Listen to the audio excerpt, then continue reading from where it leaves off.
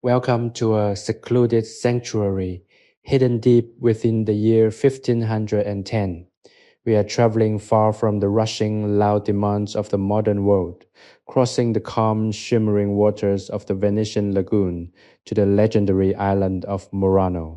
Whenever the name Murano is spoken, the mind immediately conjures images of roaring fires, towering brick furnaces, and the blinding heat required to melt sand and ash into brilliant liquid glass.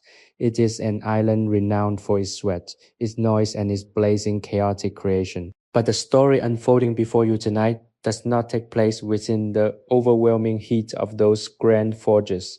Instead, we are stepping into a hidden, quiet corner of the island, a secluded, shuttered room of cool shadows, soft textures, and deep, uninterrupted peace.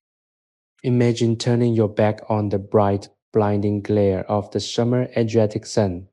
You are walking down a narrow, sun-baked alleyway paved with pale, smooth stones that have been worn down by centuries of footsteps.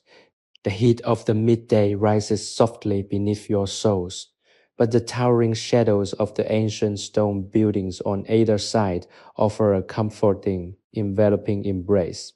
At the very end of this quiet, forgotten street stands a modest, unassuming building. Its heavy dark oak door is left slightly ajar, extending a silent, irresistible invitation into the welcoming shade. You step inside, leaving the bright sun and the bustling, shouting world of merchants and gondoliers far behind you. Instantly, the air around you transforms.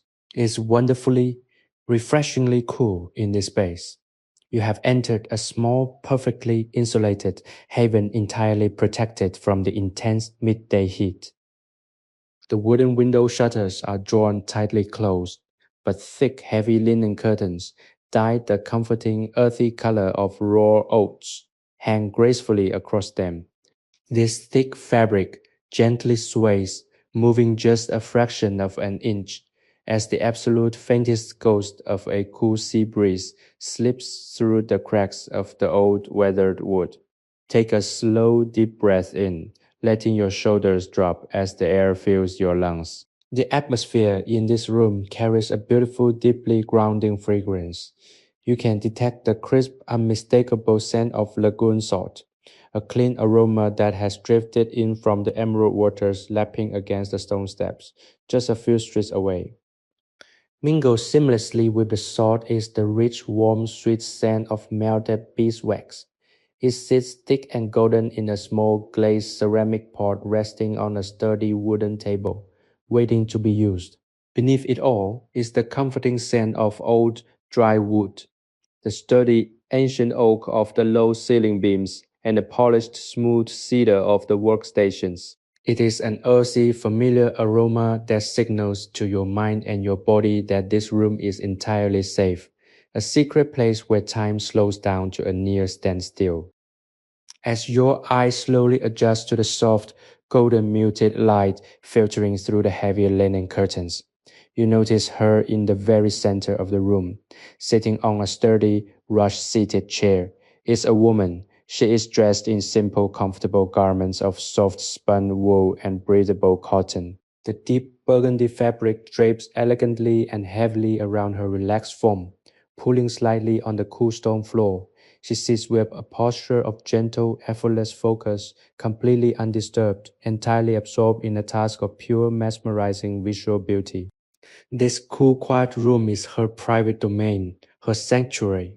It is an isolated workshop completely removed from the busy canals and the shouting merchants outside. Here she performs a rhythmic, repetitive art that requires nothing but immense patience, a gentle hand, and a deeply tranquil mind. Before her, resting lightly on a wide, slanted wooden desk, are several shallow wooden trays. These trays, their edges worn perfectly smooth and darkened by decades of careful, loving use, are filled with thousands upon thousands of tiny, colorful glass seed beads. Even in the soft, dim, diffused light of the room, the beads shimmer and glow like a scattered hoard of precious jewels. There are beads of deep oceanic cobalt blue that seem to hold the depths of the sea, beads of rich mossy green that catch the light like polished emeralds, beads of translucent gold that seem to harbor their own inner glowing sunlight. They are incredibly small, perfectly round, and completely flawless. They are the cooled, finished masterpieces of the loud furnaces brought to this quiet room to rest, awaiting their final purpose. She reaches out with quiet grace, her fingers finding a long, thin needle of polished bronze, and begins her slow, beautiful work. There is no rush here, there is no urgency. There is only the quiet, steady rhythm of creation, inviting you to let go of all your worries and simply rest in the peaceful flow of this ancient, quiet moment. She holds the long, thin bronze needle between her thumb and forefinger, moving with the practiced, fluid grace of a dancer. The needle is cool to the touch, smoothed by years of constant friction against the linen threads and glass. Beside her right hand lies a spool of fine, strong linen thread, which she has carefully drawn through a small block of refined yellow beeswax. This act of waxing the thread is a ritual in itself. As she pulls the fiber across the wax, the friction creates a very faint, soft, rasping sound, barely audible like a gentle breath. This coating serves a vital purpose, strengthening the thread and ensuring that each bead slides onto the fiber with a smooth, almost liquid motion.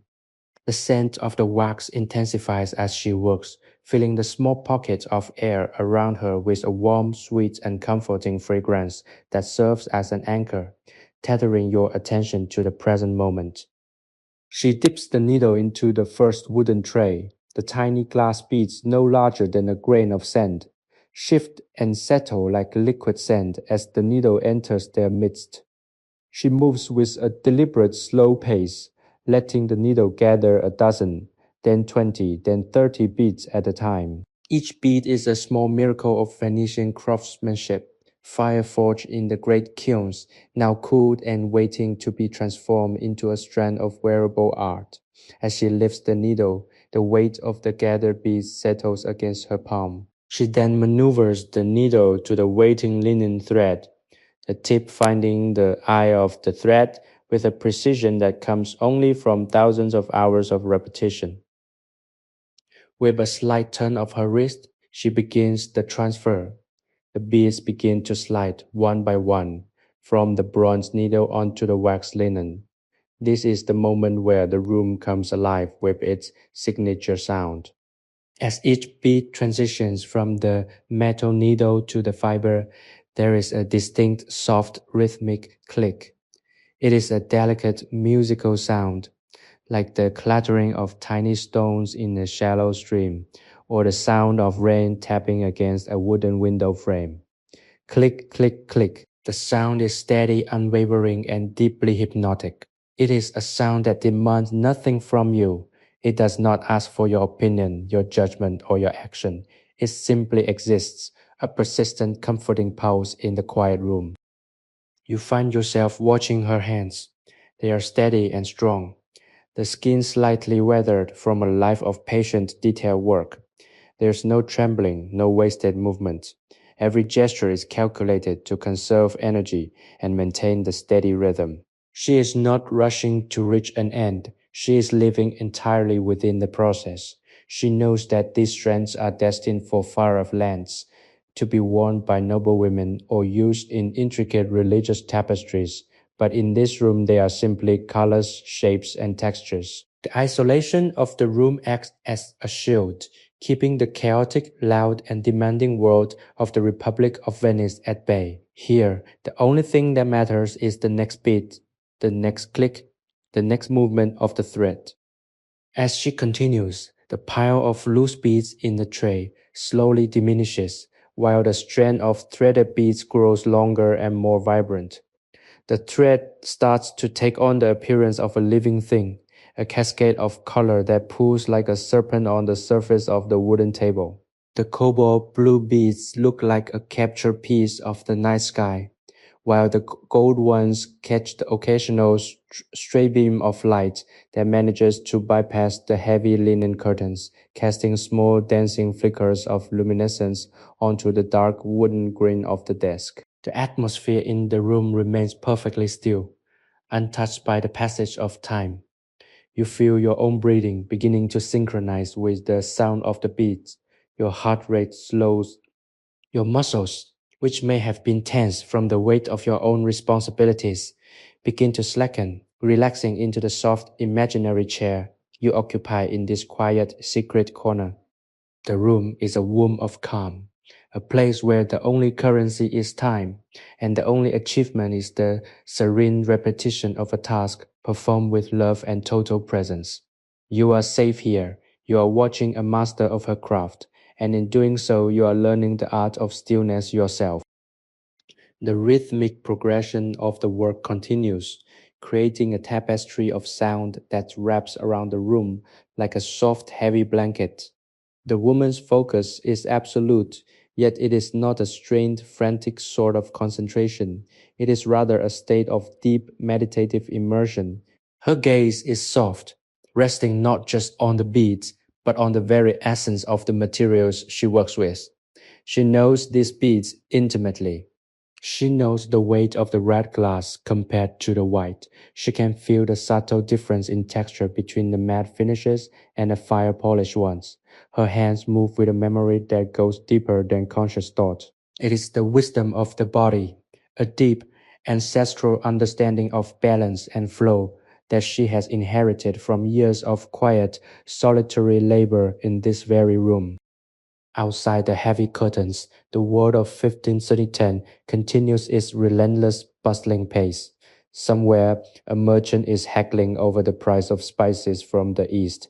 Elsewhere, a gondolier is shouting to a passenger across a crowded, narrow canal. The sun is climbing higher into the Adriatic sky, casting harsh, unforgiving light over the city, turning the water into a shimmering, blinding mirror. But in here, none of that matters. The thick stone walls of this building act as a fortress against the noise and the heat. They hold the silence, nurturing it, allowing it to grow until it feels like a physical substance, a cool, dark liquid that fills every corner of the room. This silence is not empty. It is heavy, rich, and filled with the small, comforting sounds of the woman's work. You notice how she pauses every few minutes. She does not stop to check the time or to worry about the day's progress. She stops simply to stretch her neck, a slow, deliberate movement that releases the tension gathered in her shoulders. She tilts her head back, her eyes closing for a brief moment, breathing in the scent of the beeswax and the sea. The air in the room is cool and crisp, tasting of salt and old stone. When she opens her eyes again, she does not rush back to the work. She takes a moment to look around the room, appreciating the simple beauty of her surroundings.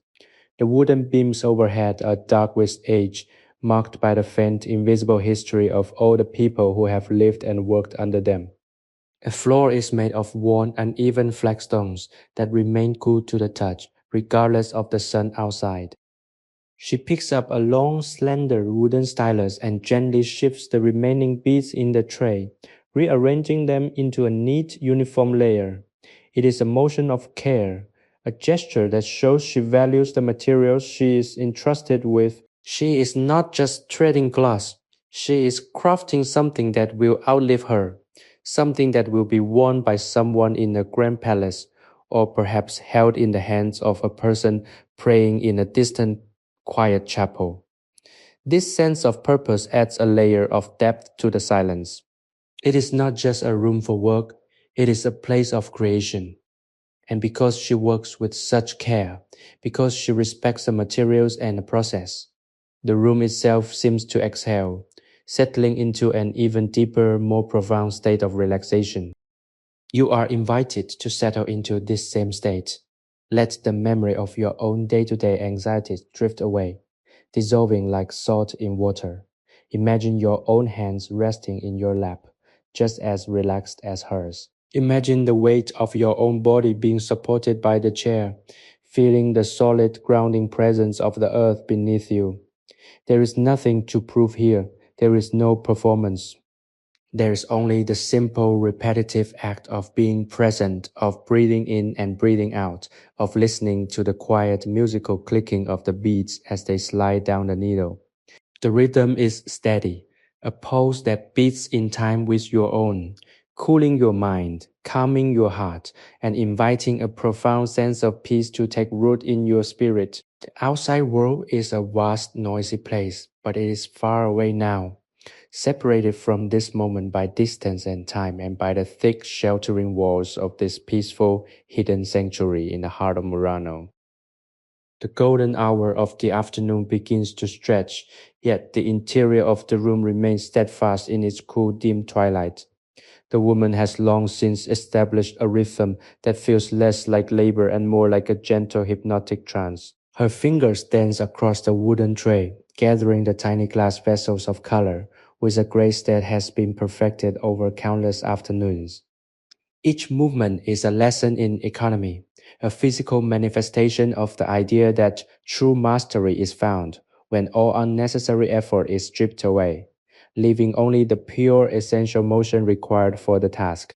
The air in the room, scented with that persistent grounding blend of ocean salt and sweet beeswax, seems to have become a physical layer of comfort, insulating the space from the remainder of the world.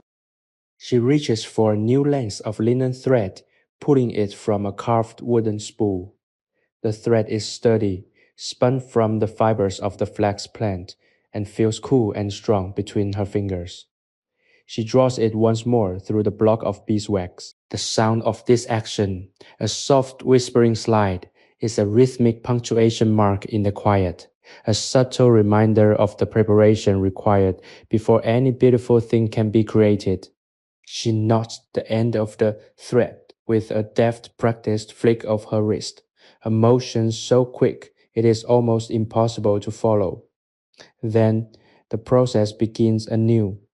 She dips the needle into a tray of vibrant crimson-colored beads, the color of a setting sun reflected on the lagoon, and begins to draw them onto the line. The sound of the beads sliding down the needle creates a cascading musical melody. It is the sound of time being measured in beauty, one by one. The beads find their place, creating a uniform, glistening row. As they bunch together, they form a strand that feels heavy with the promise of future elegance. You watch her hands, observing how they never tire, never falter, and never speed up in a desperate bid to finish. She is entirely content to be exactly where she is, doing exactly what she is doing. There is a deep, profound wisdom in this approach to life. She understands that the value is not found merely in the completed object, but in the unfolding of the process, in the moments spent in deliberate, quiet action. The walls of the room, built of thick weathered stone, seem to hold the history of 1,000 similar afternoons. You can imagine the generations of women who have sat in this very space, shielded from the heat of the furnaces, finding their own moments of solace in the rhythmic, repetitive work. It is a lineage of quiet, a heritage of peace. The room itself, with its shuttered windows and heavy curtains, is a guardian of this tranquility. It doesn't matter if it is 1510 or any other time, the human need for such a sanctuary remains constant. It is a place to retreat when the world becomes too loud, too bright, or too demanding. It is a place to reconnect with the simple, fundamental truths of existence, that we are here, that we are breathing, and that we can choose to find peace in the most modest of tasks. The light outside begins to wane, and the shadows within the room grow a little longer, a little softer. The woman lights a small tallow candle, the flame casting a warm flickering glow that dances on the walls and reflects in the surfaces of the thousands of beads scattered in the trays. The light makes the glass look like captured stars, tiny pinpricks of radiance in the deepening gloom.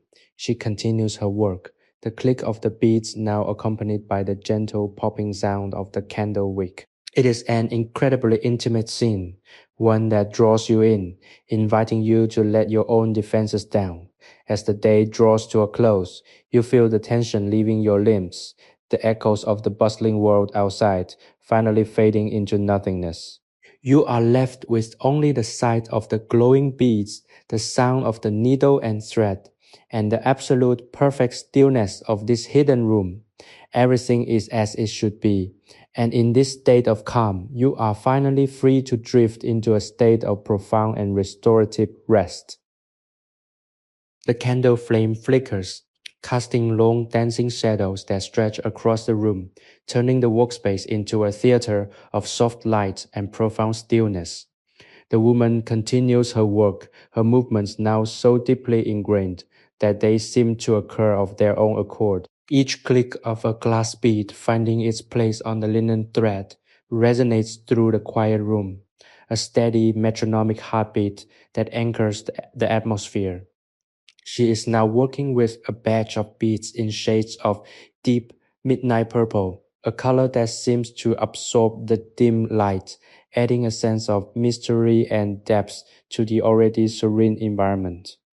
As she pulls the thread, the beads shimmer their smooth surfaces, catching the candlelight and reflecting it back in a thousand tiny golden sparkles. It is a spectacle of subtle beauty, a quiet display of artistry that exists only for her and for the peace it brings to her spirit.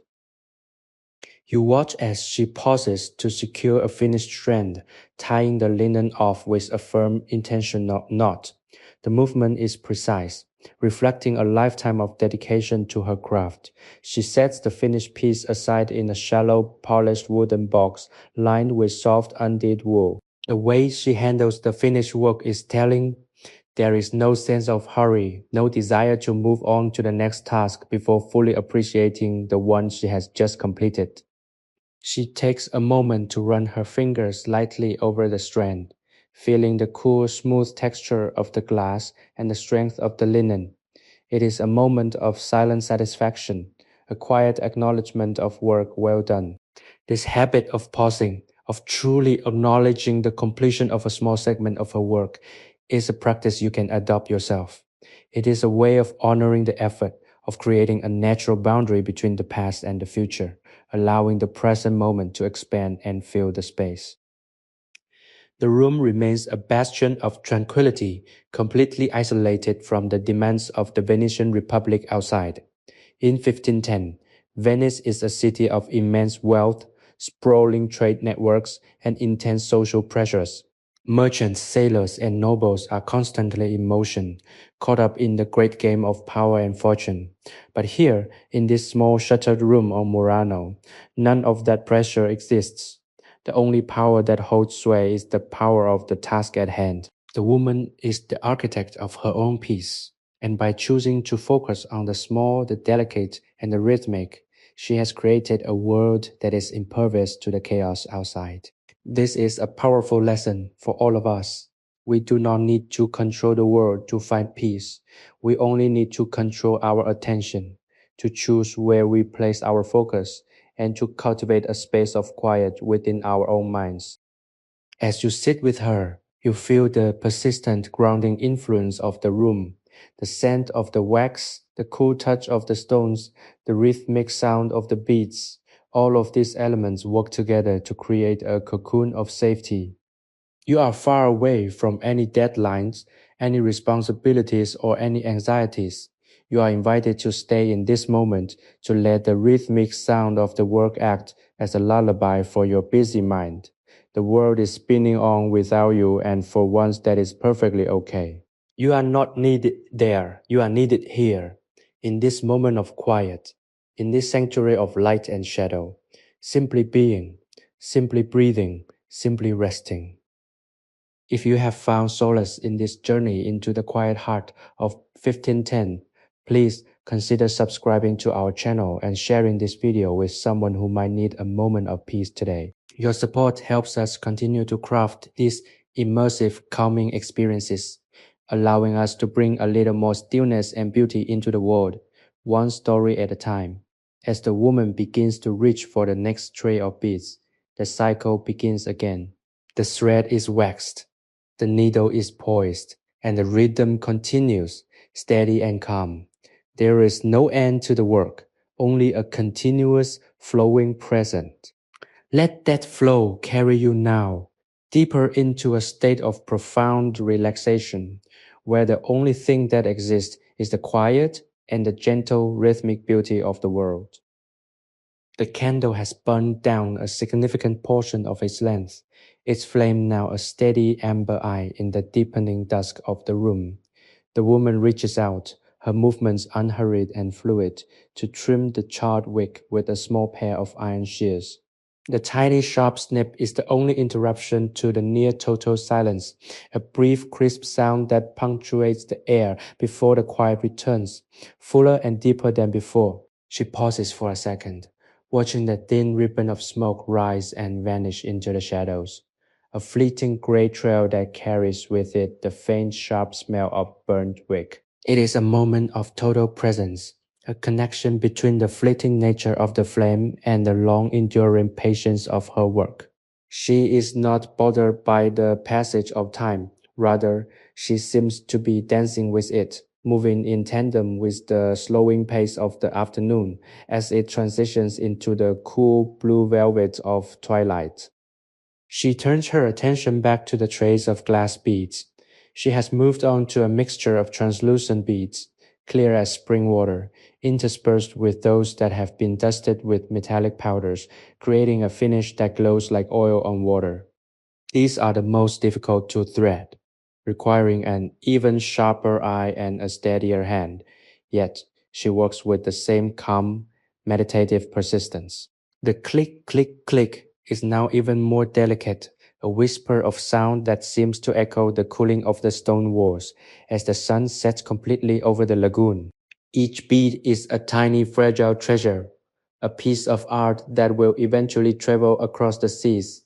But for this brief moment, it belongs only to the air of this room, to the touch of her hand, and to the silent, observant space you occupy beside her.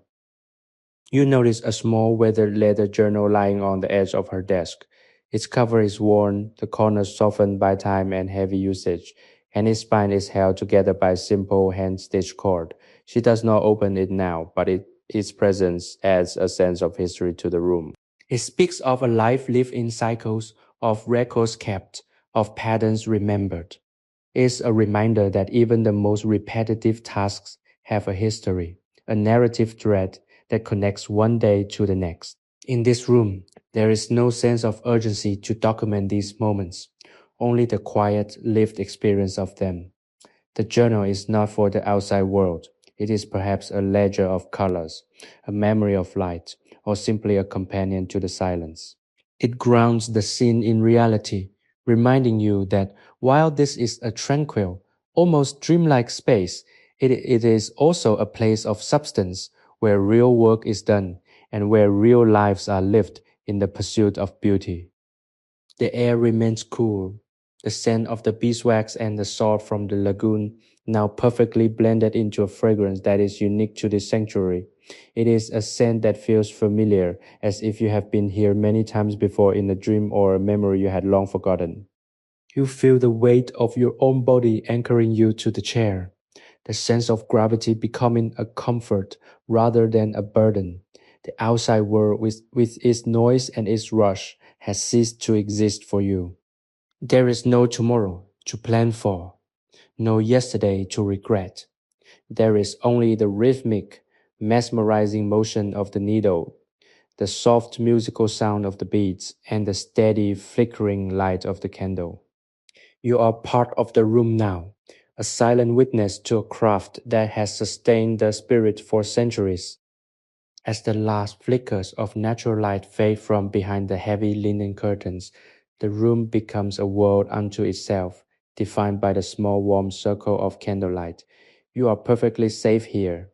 The thick walls protect you, the quiet sustains you, and the rhythm of the work lulls your mind into a state of deep, restorative rest.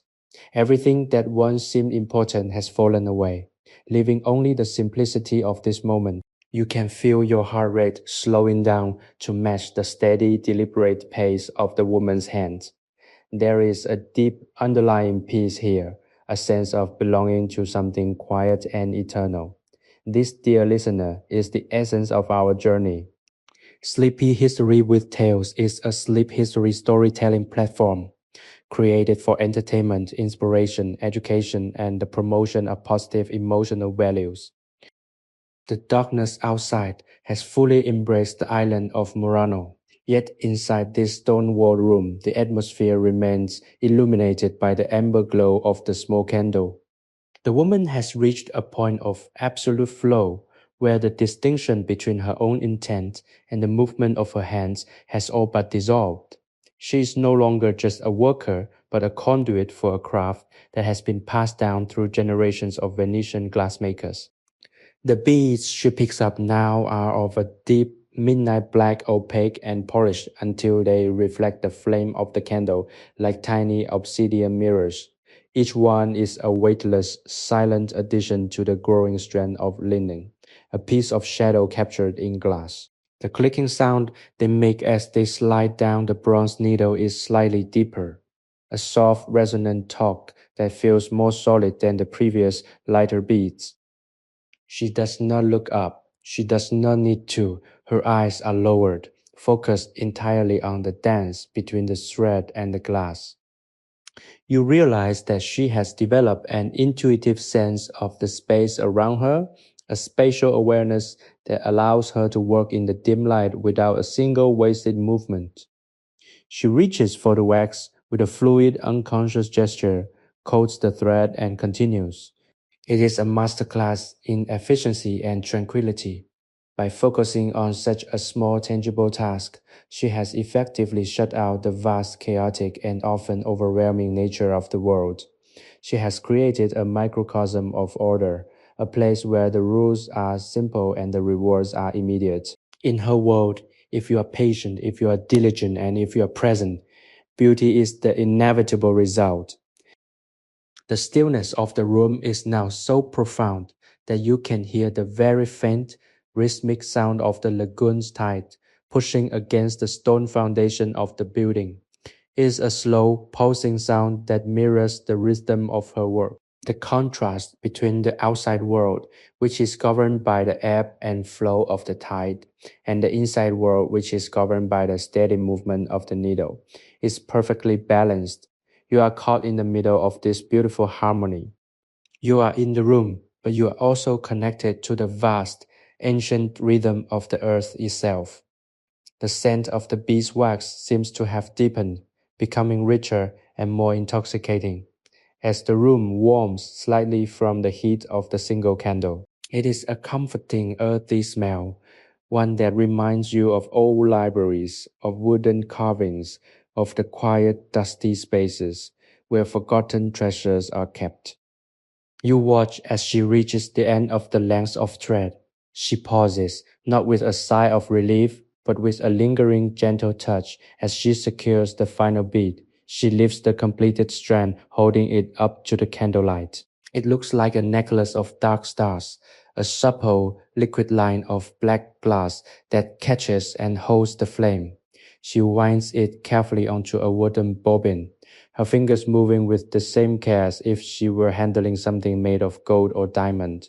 It is a moment of pure, unadulterated appreciation.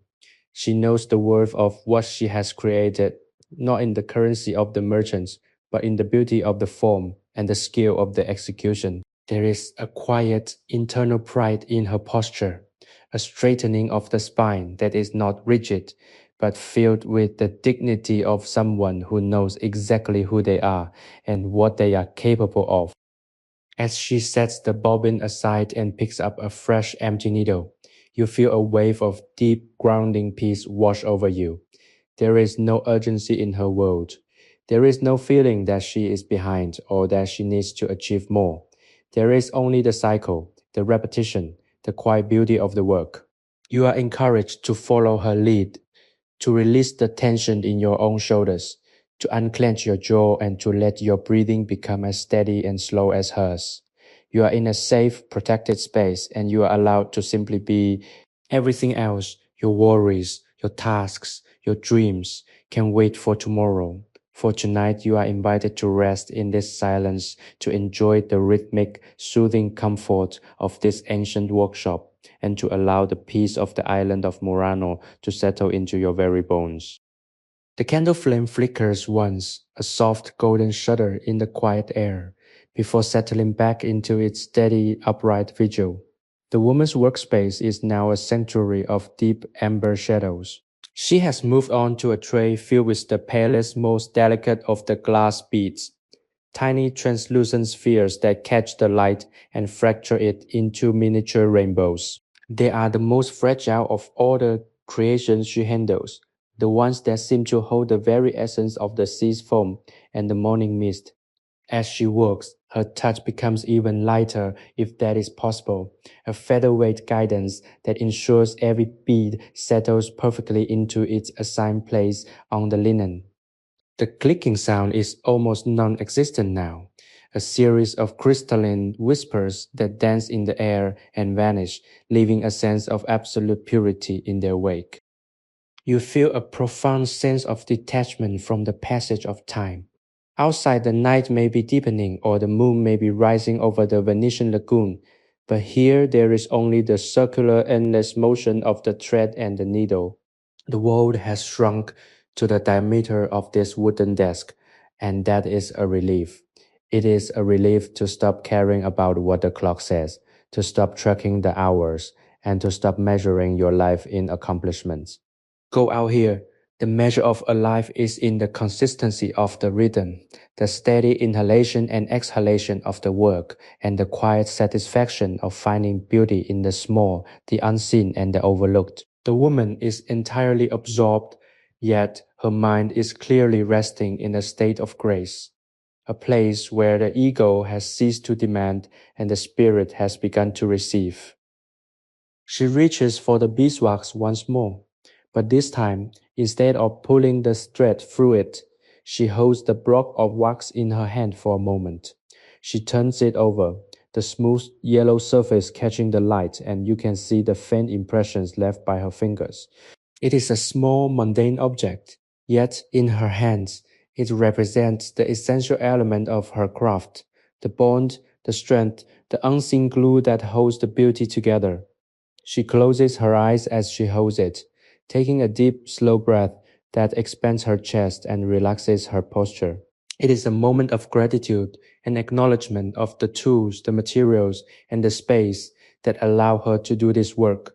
This is a practice of grounding, a way of returning to the self before resuming the rhythm. You can mirror this too. Take a breath, feel your own hands, and let your mind settle into the comfort of your own presence. The silence in the room is so thick you could almost lean against it. It is not an empty silence, but a living, breathing thing. It contains the echoes of every click of the beads, the warmth of the candle, the scent of the sea, and the calm, steady heartbeat of the woman at her desk. You are becoming part of this silence, your own thoughts slowing down until they are no longer frantic or demanding. They are just drifting like the beads in the tray, colorful and light, waiting to be woven into a story of rest. The walls of the stone house feel like a protective shell, shielding you from the entire world. There is nothing to fix, nothing to solve, and nothing to worry about. You are exactly where you need to be in a space designed for peace. The woman begins to work again, the rhythm picking up exactly where she left off. There is a profound continuity to her life that is deeply reassuring. She does not fear the future because she is so firmly rooted in the present. She does not mourn the past because she is always busy creating something new. This is the secret of the calm that permeates this room. It is the wisdom of the artisan, the knowledge that we find our place in the world by the quality of our attention, not the quantity of our deeds. As the candle continues its slow, rhythmic consumption of the wax, you find yourself drifting closer and closer to sleep, your mind mirroring the serene, steady progress of the thread and the beads. Sleepy History with Tales combines the power of AI to reimagine fictional historical tales, bringing peace, relaxation, and positive emotional values to our listeners. The air in the chamber has grown cooler, a refreshing contrast to the mental warmth cultivated by the rhythmic, repetitive tasks of the evening. The woman has set aside the trays of pale, translucent beads and has transitioned to a collection of opaque, deep-sea turquoise glass. These beads, dense and cool, feel more substantial on the needle. Each one glides with a satisfying weight, a soft, muted clack that feels like a heartbeat, steady and profound. She is working with a grace that seems to transcend physical effort. Her hands move with a fluid, liquid motion, as if she were not manipulating physical objects, but rather weaving light and color into a cohesive whole. She is entirely in harmony with the environment she has crafted, a small candlelit world where the only reality is the next movement, the next beat, the next breath. You observe the way she interacts with her workstation. The wooden desk, dark and polished by years of contact, is more than just furniture, it is a partner in her process. It holds the beads with a familiar structure, organizes the thread, and supports her weight as she leans in, slightly hunched in a posture of gentle, focused concentration. She treats this space with a reverence that is palpable. When she pauses to straighten a strand, she does so with a delicacy that implies these beads are not merely commodities for export, but vessels of human intent and history. She is an artisan of the quiet, a guardian of the slow, deliberate pace that the world outside has long forgotten. Consider the silence surrounding you. It is a thick, textured silence woven from the distant, muffled sounds of the Venetian lagoon and the immediate, crisp sounds of the workshop. It feels like a protective shroud, insulating you from the anxieties of the modern day. In 115, Venice is a city of high stakes trade, political intrigue, and rapid expansion. But in this corner, all that noise is filtered out. The stone walls are thick enough to stop the world at the door. You are safe here. You can let go of the need to be productive, to be efficient, or to be in control. In this sanctuary, you are invited to simply exist, to let your mind float on the tide of the woman's steady, rhythmic work. Her movements are consistent and predictable, a loop of motion that is deeply soothing to witness. She dips the needle, she captures the beads, she threads them, she knots them, and then she starts again. There is no variation, no chaos, and no surprises. This predictability is the foundation of the calm you feel. The brain, often overtaxed by the erratic demands of life, finds profound relief in the simple, unbroken cycle of her actions. As you watch her, your own mental chatter begins to dissipate. The list of things you need to do, the regrets of the past, the uncertainties of the future, all of these begin to blur at the edges, losing their shape and their power over you, replaced by the simple hypnotic beauty of a needle sliding through a glass bead. The scent of beeswax remains a constant, a warm and sweet anchor. It is the smell of a home, of a place where things are made with care and patience. You can imagine the bees, the fields of flowers, the gathering of the wax, and the long process of refinement that brought it to this small pot on a wooden desk. Every element of this scene, the stone, the wood, the wax, the glass, has a lineage, a story that stretches back further than you can imagine. And in this moment, you are part of that story. You are the observer, the guest in this quiet, secret workshop. As the candle flickers, its light casting shadows that dance like memories on the walls, you feel your eyelids growing heavy. You are being lulled by the quiet, invited to surrender to the deep, restorative peace that this woman has spent her entire life mastering. The room is a harbor, and you are finally coming home to the stillness. The candle has now burned down to a small, glowing puddle of wax, the flame dancing with a lower, more intimate intensity. The woman has reached a stage of her work that requires even more stillness, the final assembly of the intricate patterns she has been threading all evening. She is working with a mix of tiny metallic gold and silver seed beads, creating a contrast that shimmers under the dim, flickering light. Her fingers move with a delicate, precise rhythm, weaving these metallic points of light into the dark velvet-like base of the previous strands. Every move is measured, every beat placed with the intention of a master. There is no haste, no anxiety about the quantity remaining in the trays. There is only the present task, the beauty of the materials, and the quiet satisfaction of the process. She pauses to wipe her hands on a clean, soft cloth, a moment of transition that feels like a quiet sigh. This pause is not an end, but a continuation of the flow, a way of resetting her focus and allowing her muscles to soften. She sits back for a brief moment, her eyes fixed on the distant wall where the candlelight creates long dancing shadows. Her expression is one of complete contentment. It is a rare and beautiful thing to see someone so fully at peace in their own labor, so untethered from the pressures of time and expectation. She doesn't need the world to recognize the value of her work. The value is realized in the quiet, in the act, and in the harmony she finds within herself while she sits here in this hidden, shuttered sanctuary. You are encouraged to find your own point of rest in this moment. The day has receded, leaving only the quiet echoes of your breath and the soft, almost imperceptible sounds of the woman's movements.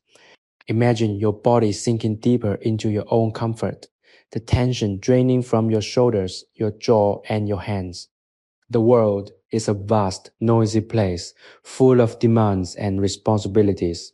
But here, there is only the stillness of the room, the scent of the beeswax, and the steady, rhythmic pulse of the beats. You are safe, you are held in this quiet space, and you are free to let your mind drift away into the deep, dark comfort of rest. There is nothing else you need to do, no more roles you need to play. You are free. As you drift toward a deeper state of relaxation, remember the beauty of the rhythm we have explored together. The simple act of repetition of threading one bead, then another is a path to inner quiet.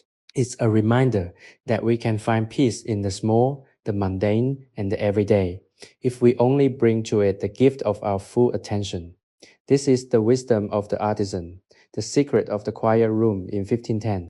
It is a practice you can carry with you, a mental space you can return to whenever the world becomes too loud, whenever you feel overwhelmed. Just close your eyes, breathe in the scent of the wax, and listen for the click, click, click of the beads. It is always there, waiting for you in the quiet, ready to guide you back to yourself. If you have enjoyed this journey into the peaceful heart of the Venetian lagoon and found a moment of stillness in your own day, we invite you to become a part of our community. Please subscribe to our channel and share this story with someone who needs to find their own quiet sanctuary. Your support allows us to continue weaving these tales of history and peace, helping us to bring a little more light and calm into the world. As the woman gathers the final strands of the evening, her work is complete. The room is silent, the candle is dying, and all is at rest. Let this be the final gentle nudge you need to close your eyes and drift into the peaceful healing depths of sleep. The silence that now permeates the chamber is profound, a heavy velvet soft quiet that feels like a physical embrace. The woman has set down the needle, its bronze tip catching one last glint of the dying candle's light. Her hands, which for hours have been in constant, rhythmic motion, now lie still, resting palm up on the wooden surface of the desk. They look relaxed, almost weightless, as if the energy they poured into the work has returned to the rest of her body. There is a sense of completion in the room, a harmonious closing of a cycle. The trays of beads, once overflowing with vibrant color, are now neat and orderly, the remaining glass glinting like dormant embers in the gloom. The air remains cool, carrying the faint, comforting perfume of beeswax and the distant, briny suggestion of the Adriatic. It is in this stillness that you truly realize the power of the room. It has acted as a temporal filter, stripping away the noise of 1510, the shouting in the marketplaces, the creaking of the gondolas, the relentless tread of the great council, and leaving only what is essential, the human spirit, the patience of craft, and the quiet dignity of existence. You are no longer just an observer. You are an extension of this space. Your breathing has aligned with the slow, deep cadence of the building itself. The stone walls, thick and immutable, hold the temperature perfectly, providing a cool, stable environment that invites the mind to cease its restless wandering and find rest in the steady, unchanging reality of the here and now. There is a lesson here, one that transcends the centuries that separate us from this moment. It is the lesson of the intentional pause. In a life that is often measured by what we produce or how fast we arrive at our next destination, the woman's process serves as a radical rejection of urgency. She does not measure her success by the speed of the thread, but by the steadiness of her focus. She knows that once a strand is finished, it is finished, and there is no reason to look forward to the next one with anxiety. This is a profound state of being. It is the practice of living entirely within the duration of a single breath. As you sit here, you are encouraged to adopt this same posture. Let the tension in your lower back dissolve. Let the pressure in your forehead soften. Let the need to be anywhere else vanish. The darkness has deepened, but it is not a cold or lonely darkness. It is a protective, womb-like shade that signals the time for restoration. The candle is now little more than a memory of light, a small, stubborn spark that refuses to be extinguished. It casts long, sweeping shadows against the ceiling beams where the dust of ages hangs in the still air. These shadows, shifting in the subtle drafts of the room, are the only movement left in this sanctuary. They are soothing to watch a slow, gentle dance that requires nothing from you. You can let your eyes track their motion, or you can simply close them, allowing the darkness to fill your vision, creating a canvas of peace upon which you can rest your mind. As you lean back into the comfort of your own space, wherever you may be, try to feel the physical reality of the room in Murano. Feel the coolness of the flagstones beneath your feet. Feel the texture of the linen curtains that dampen the sound of the world. Imagine the weight of the thousands of beads, their smooth, polished surfaces cooling in the night air. These are the anchors of your meditation. They are the reality to which you can always return. The work is done, the day is over, and the sanctuary is secure. There is nothing left to hold on to, no more effort required of you. You are in the transition between the active work and the restorative void of sleep, and you are being carried there by the gentle rhythmic memory of a quiet room, where beauty was made by hand and in peace. The last of the candle's glow has finally surrendered to the shadows, leaving the room in a state of soft blue-gray twilight. The woman moves with an almost feline stillness rising from her chair. The wood of the seat gives a faint, comforting creak, a sound that feels like a whispered goodbye to the day's work. She stretches her arms slowly above her head, her movements long and languid, releasing the final remnants of the day's focus from her frame. She does not rush. There is no urgency in her exit, only the graceful unfolding of a process coming to its natural, quiet conclusion. She walks to the heavy wooden shutters, her bare feet making no sound on the cool flagstones. The room feels hollow now, but not empty. It is filled with the resonance of her presence, a lingering echo of the calm she cultivated throughout the long, industrious afternoon. She places a hand on the shutter, the wood cool and smooth under her palm. Before closing them entirely for the night, she pauses one last time. Through the small gap, a sliver of the Venetian night sky is visible, a deep indigo expanse studded with the faint cold light of distant stars. The air that flows in for a fleeting second is different now. It is nighttime air, cooler, laden with the scent of the lagoon at low tide, a mixture of wet earth, salt, and the distant metallic tang of the harbor. It is a bracing, clean scent that clears the mind. She takes one final deep breath, letting the night air fill her lungs, a symbolic cleansing of the day's labor. It is a moment of transition, of letting go of the workshop and preparing to step into the stillness of the home, the rest of the night and the embrace of sleep. You are witnessing the closing of a sanctuary, the locking away of a space that has been a haven for the soul. Yet even as the room fades into darkness, the quality of the peace it holds does not dissipate. It remains embedded in the very walls, in the wood of the desk, in the remnants of the beeswax, and in the memory of the rhythm.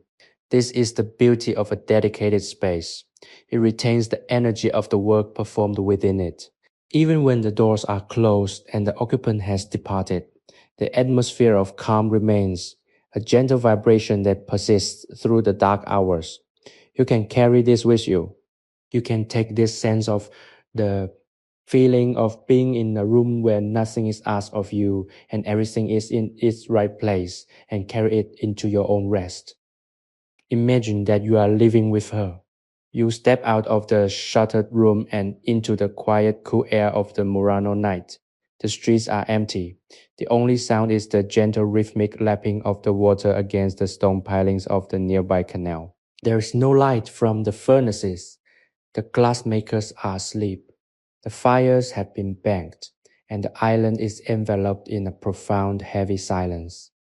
The transition from the focused intensity of the bead threading to the expansive stillness of the night is a perfect metaphor for the descent into sleep.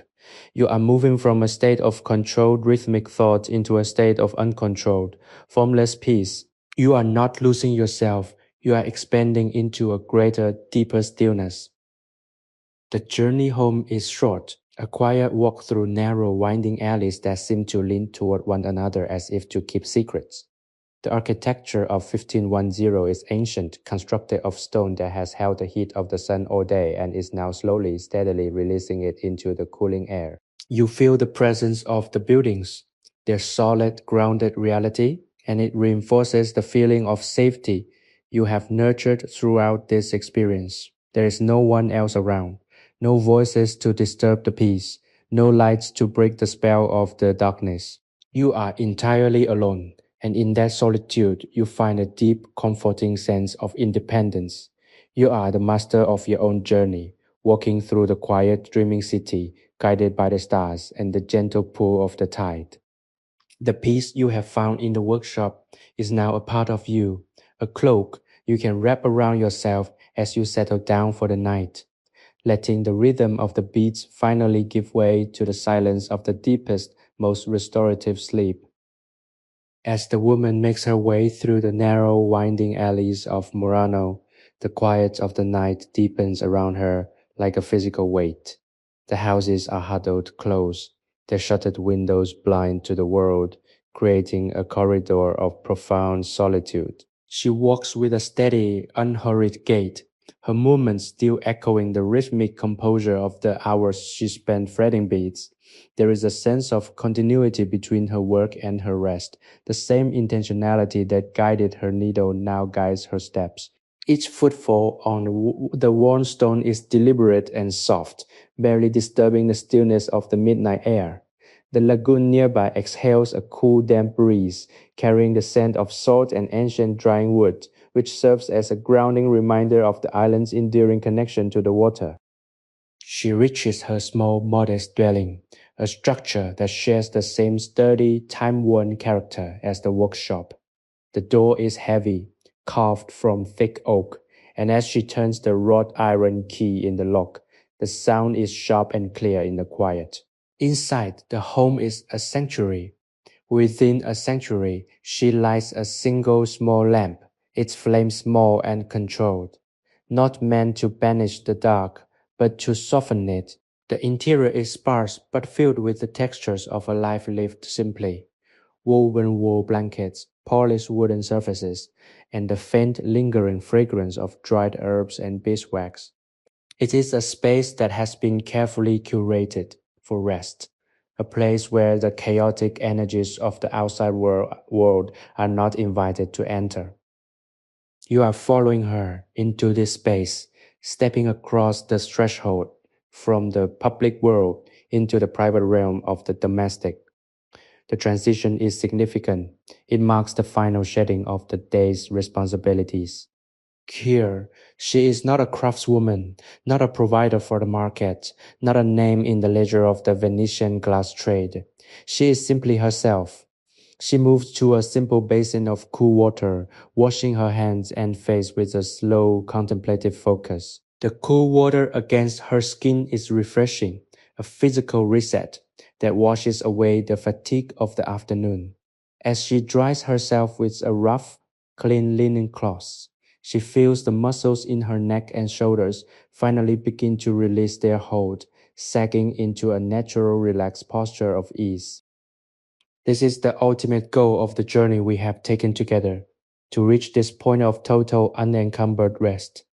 As she prepares her bed, smoothing the linen sheets and fluffing the wool-filled pillows, imagine yourself doing the same. Let your own bedding be a place of total refuge, a site where the world cannot reach you. The rhythm of your breathing should be slow and deep, echoing the cadence of the tide against the island's stone. The worries that occupied your mind earlier, the deadlines, the social obligations, the future uncertainties are now distant, fading into the background of this dark, quiet night. They have no place in this sanctuary of sleep. If you have found this journey to be a source of genuine peace and comfort, we invite you to take the next step in our community. If you would like to continue exploring these quiet historical moments and find further ways to cultivate a life of calm, please consider subscribing to our channel and joining us for our next story. Your presence here in these shared moments of stillness is a gift, and we are honored to be your guides through the landscapes of history and imagination.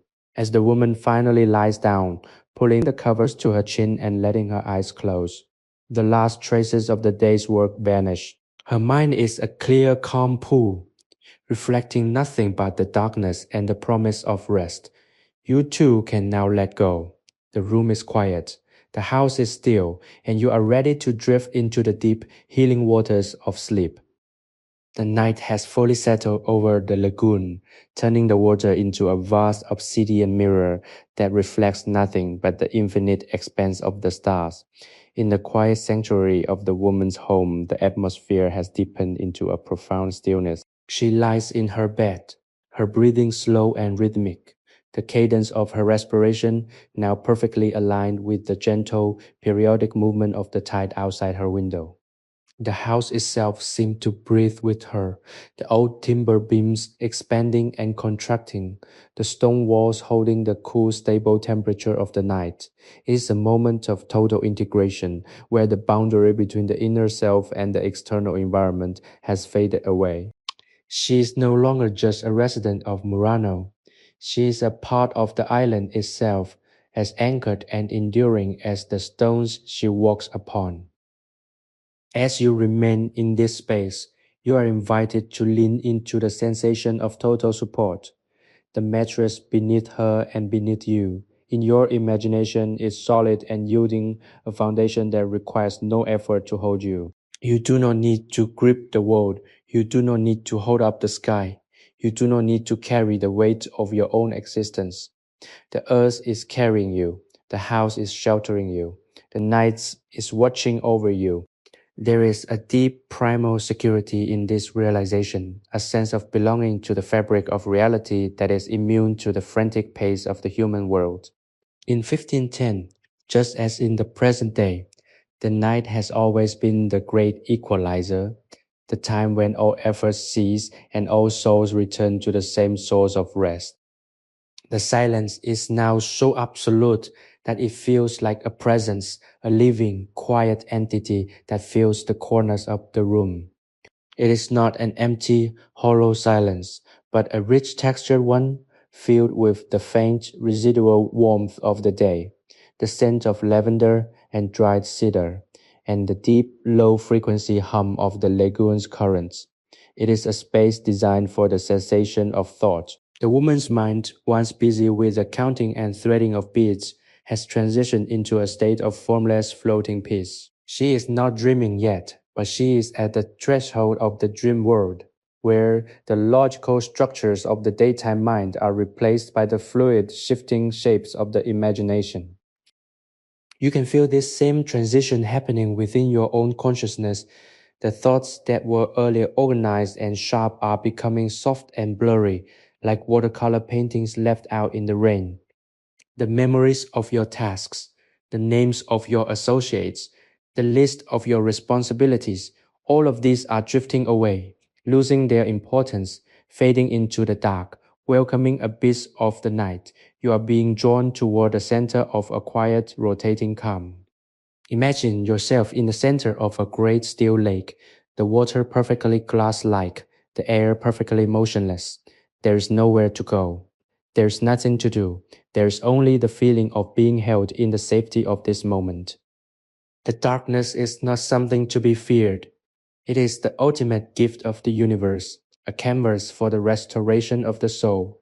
In this dark, the body repairs itself, the mind reorients its priorities, and the spirit finds the nourishment it needs to continue another day. The woman is already gone. Slip into the deep restorative waters of sleep. Her face is soft, her jaw relaxed, her brow uncreased by the concerns of the world. You are invited to join her there. Let the darkness wrap around you. Let the silence fill your ears.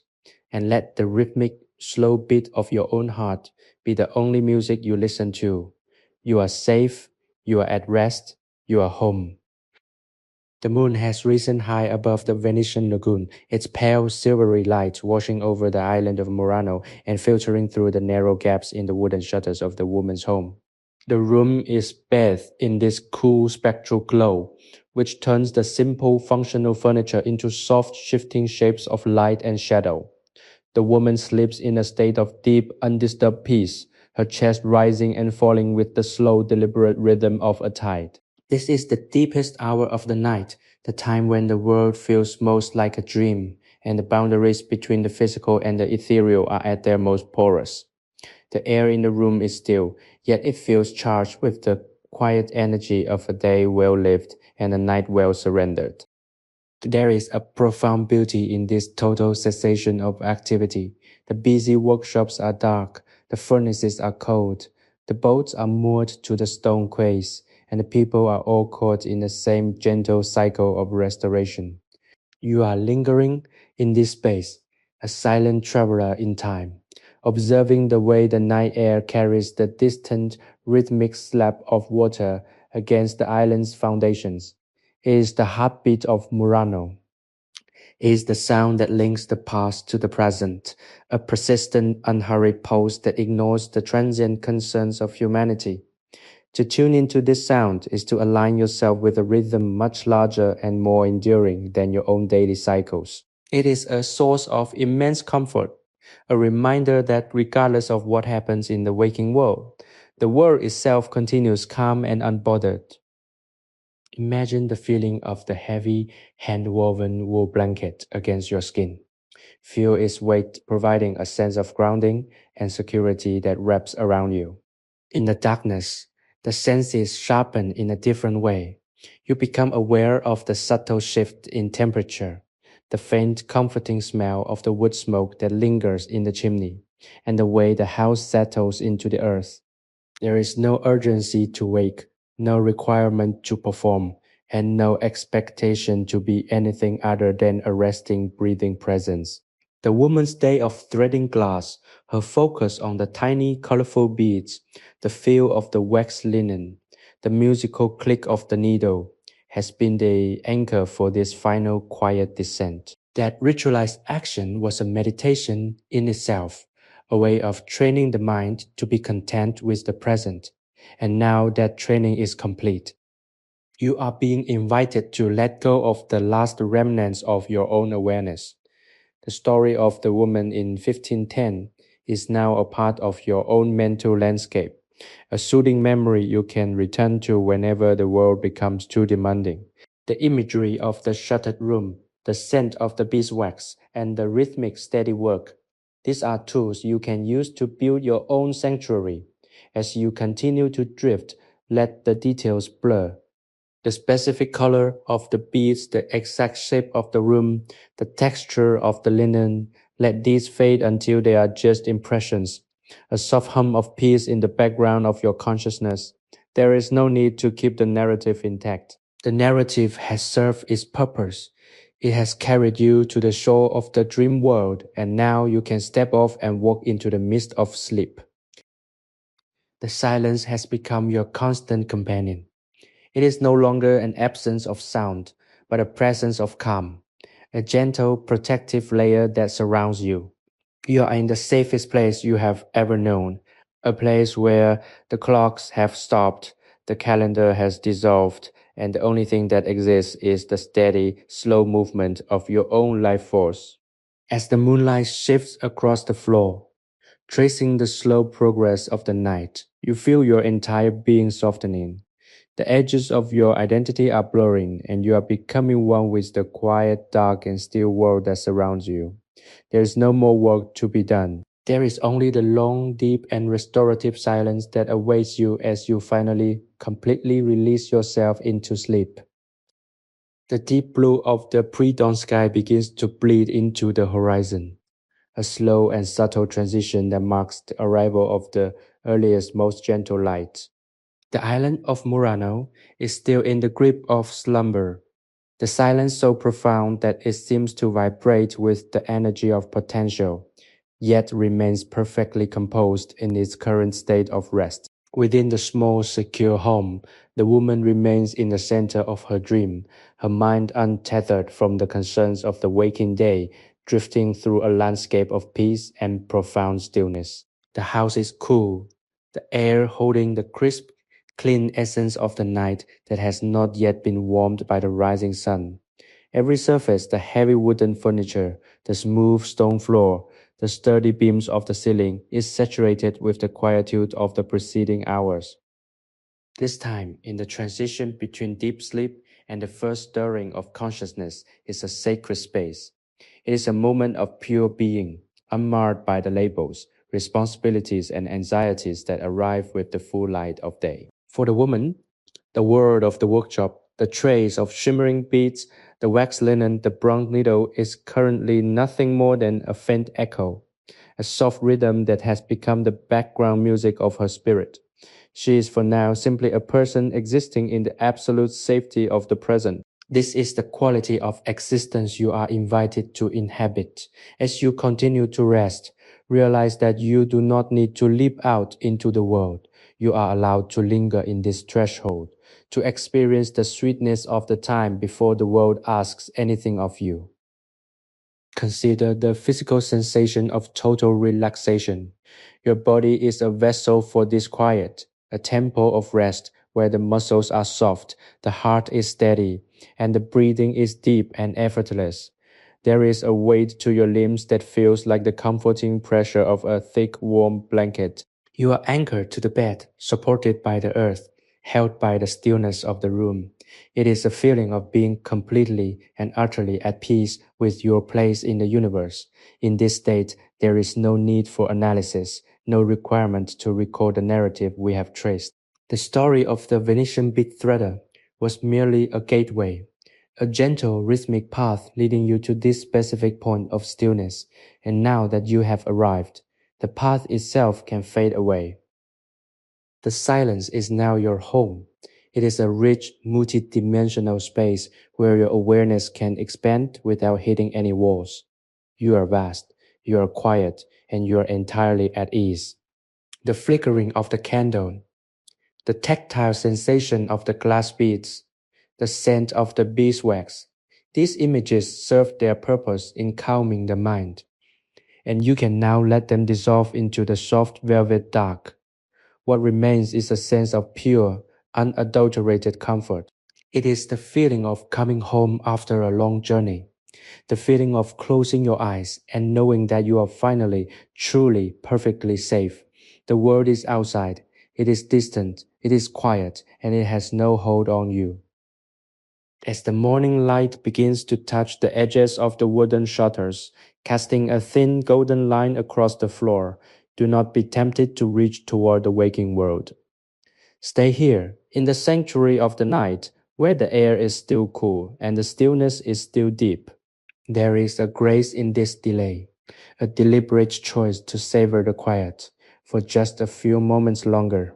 Your mind is a calm, mirror-like surface, reflecting only the serenity of your own presence. Breathe in that stillness. Let it expand through your chest and breathe it out into the quiet of the room. You are resting, you are healing, and you are being renewed. Everything else can wait until the light has fully arrived. For now, there is only the peace, the silence, and the beautiful, deep, and final release into the rest you have earned. The first subtle blush of dawn has begun to touch the sky above the Adriatic, a pale pearlescent glow that slowly lightens the deep indigo of the night. On the island of Murano, the transition is almost imperceptible. The world remains wrapped in a heavy, protective blanket of quiet. Inside the woman's home, the air is still cool, maintaining the temperature of the long dark hours. She remains deeply immersed in the restorative rhythm of sleep, her body completely surrendered to the bed, her mind floating in the boundless neutral space of total ease. It is a moment of profound suspended animation, the day that will surely come with its light, its noise, its tasks, and its people, is still distant, separated from this sanctuary by a vast, silent expanse of time. You are lingering in this space with her, not as a witness to her actions, but as a sharer in her peace. There is no need for her to wake, and there is no need for you to leave. In this timeless, nameless hour, you can explore the depths of your own stillness. Feel the texture of your own breath as it flows in and out, a gentle tidal movement that connects you to the rhythmic, ancient pulses of the earth. The floor beneath the house is steady and solid, providing an unshakable foundation for your rest. The walls, thick with the memory of time, provide a cocoon that shields you from the external world. You are in a place where nothing is demanded, nothing is expected, and nothing is lacking. It is a state of completion, a moment of perfect internal alignment. The memory of the bead workshop, with its trays of jewels and its rhythmic clicking, has served as a powerful, grounding anchor for your consciousness. You can recall the details, the amber glow of the candle, the tactile richness of the beads, the scent of the sea salt and beeswax as if they were layers of a soft, comforting storybook you have just finished reading. Each image was a step in the process of letting go. Each sound was a frequency that encouraged your own mind to slow its rapid, anxious vibrance down to a steady, calm hum. Now, as the gray light grows slightly stronger, you can release those specific memories one by one, allowing them to drift away into the dimming corners of your mind. They were the ladder you used to climb to this state of peace. Now that you have reached the summit, the ladder is no longer needed. Focus instead on the feeling of being held. Imagine the bed as a soft, supportive cradle, an extension of the ground itself. You are weightless not because you have no mass, but because you are no longer carrying any burdens. The worries you arrived with have been dissolved by the quiet, washed away by the rhythmic repetition of the work we imagined together.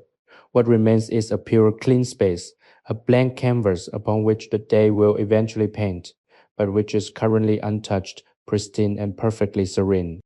It is a space of potential without pressure. You are resting in the grace of existence itself, without the need to validate your presence through work or thought. As the morning light slowly fills the room, it does not interrupt the peace. It illuminates it. The soft gray turns to a muted gold, highlighting the textures of the room, the grain of the wood, the weave of the linen, the slight dust motes dancing in the air like stars. Even with this new light, you are free to keep your eyes closed, to stay deep within your own inner world. The world outside may be beginning to stir, but you are still safely inside the sanctuary of this story. You are breathing in the cool early air, and you are breathing out the last remnants of the night's dreams. Everything is in order. The rhythm is maintained. The silence is unbroken, and the deep, healing rest continues to flow through you, steady and strong, like a river that knows exactly where it is going. The morning light is now softly diffused, filling the woman's home with a gentle, milky clarity. It is the hour when the island of Murano slowly begins to wake, yet the deep stillness of the past several hours remains anchored within these walls. The woman remains in a state of tranquil slumber, her face smooth of all tension, her breathing soft and perfectly synchronized with the quiet of the dawn. There is no urgency in the air, no sudden intrusion of the demands of the day. The world outside, usually bustling with a trade of glass, and the commerce of the lagoon is currently caught in a transition, a delicate, suspended moment before the rhythm of daily life resumes. You are still present in this sanctuary, floating in the quietude, experiencing the luxury of not needing to be anywhere else. The quality of the silence has changed, shifting from the deep protective blackness of the midnight hours to a lighter, more ethereal quality that accompanies the breaking day. It is a quiet that feels full of possibility, yet for this moment it is still a quiet of rest. You can feel the coolness of the sheets, the support of the mattress, and the comforting density of the blankets. Your body feels completely integrated into this environment, as if you have been here for days, not merely for the duration of this meditation. Every muscle is at ease. The small muscles around your eyes are smooth. The tension in your jaw has completely vanished, and even the deepest core of your being feels light and unburdened. You have successfully unhooked your awareness from the frantic pace of the world, finding instead a steady grounding anchor in the stillness of this imagined moment. Think of the way the glass beads moved, the meticulous, deliberate, and rhythmic nature of their placement. That was an exercise in precision and focus, a way to occupy the mind with something tangible, something that possessed its own inherent order. But now that necessity has passed. You have traveled through that discipline, and now you have arrived at the other side, where the order is no longer enforced by action, but exists naturally in the peace of the present moment.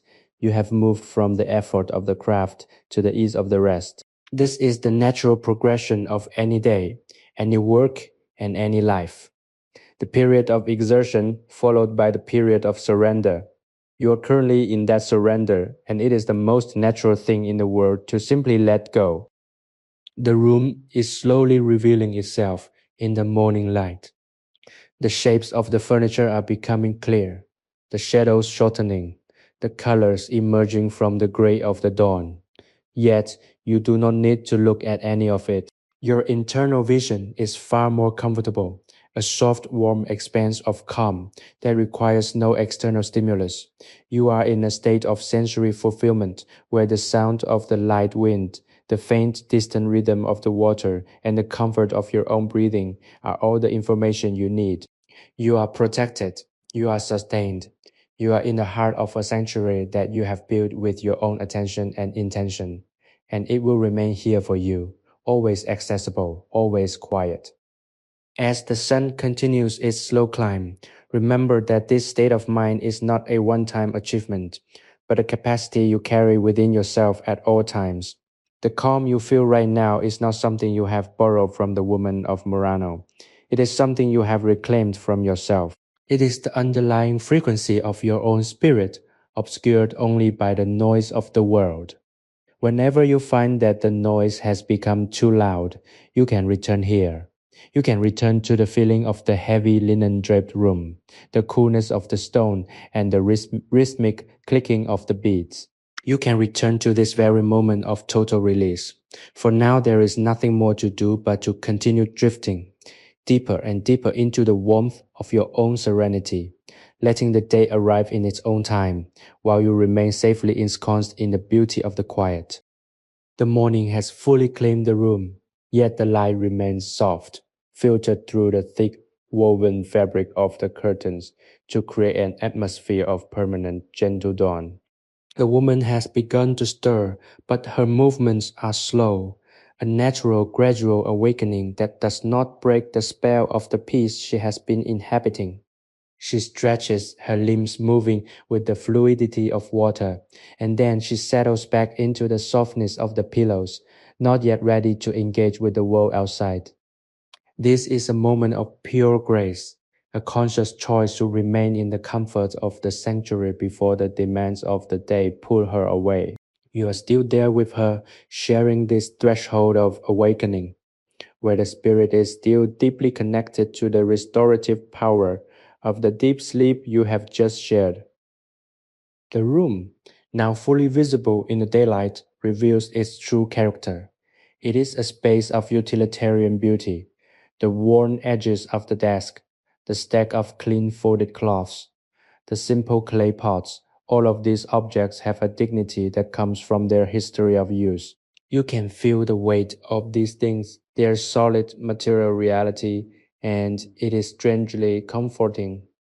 It is a reminder that the world is a physical place, that we are physical beings, and that there is profound satisfaction in living with objects that have been crafted with purpose and held with care. There is nothing superfluous here, nothing that does not serve either the work or the rest. It is a minimalist existence, but it is one that feels entirely complete, a perfect reflection of the inner life of the person who occupies it. You might feel the urge to begin your own day, to check the time, to anticipate the tasks that lie ahead. But notice how that urge feels like a disturbance, a ripple in the perfectly calm water of your current state. You have the freedom to resist that urge. You have the right to remain in the sanctuary of this rest for as long as you choose. Imagine that the day outside is waiting for you, but it is a patient day, one that is not in any hurry to begin. You are the one who dictates the pace of your own awakening. As you lie in this imagined space, let your thoughts be like the dust motes in the light. They exist, they move, but they have no weight. They do not attach themselves to you. The scent of the morning is changing. The heavy nighttime aroma of beeswax and sword is giving way to the faint, crisp smell of the fresh, Adriatic air entering through the cracks in the shutters. It is a bright, clean smell that promises a new beginning, a fresh start. You can breathe this in, let it fill your senses, and use it to clarify your own mind. It is not an invitation to rush, but an invitation to witness the renewal that is happening all around you. The island of Murano is coming back to life.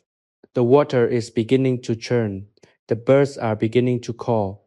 And yet, here in this room, the peace is sustained. It is a pocket of stillness that you have the power to maintain, a private fortress of calm that you carry within you. As the woman finally sits up, her posture remains relaxed and grounded. She is not yet rushing to the workbench. She is taking a moment to breathe, to center herself, to acknowledge the simple, undeniable fact of her own existence. You can do the same. Feel the weight of your own body, the texture of the surface beneath you, the steady rhythm of your own breath. You are fully here, fully present, and fully at peace. The journey we have taken has led us from the intensity of the work to the depths of the rest, and now to the clarity of the waking moment. It is a complete cycle, a full circle of experience that has left you refreshed, renewed, and ready for whatever the new day might bring. And the best part is that you can return to this cycle whenever you need to, because it lives within your memory, as permanent and as accessible as the stone walls of this hidden workshop in 1510. The woman rises from her bed, her movements possessing a graceful, unhurried quality that mirrors the slow unfolding of the morning. She moves to the window and pushes the shutters open, letting the full, clear light of the Venetian morning pour into the room. It is a brilliant, crystalline light, reflecting off the surface of the nearby canal and dancing on the whitewashed walls of her sanctuary. The air that rushes in is cool, vibrant, and alive, carrying the sounds of a waking world, the faint creak of a distant oar, the low murmur of voices from the quay, the distant rhythmic tolling of a church bell.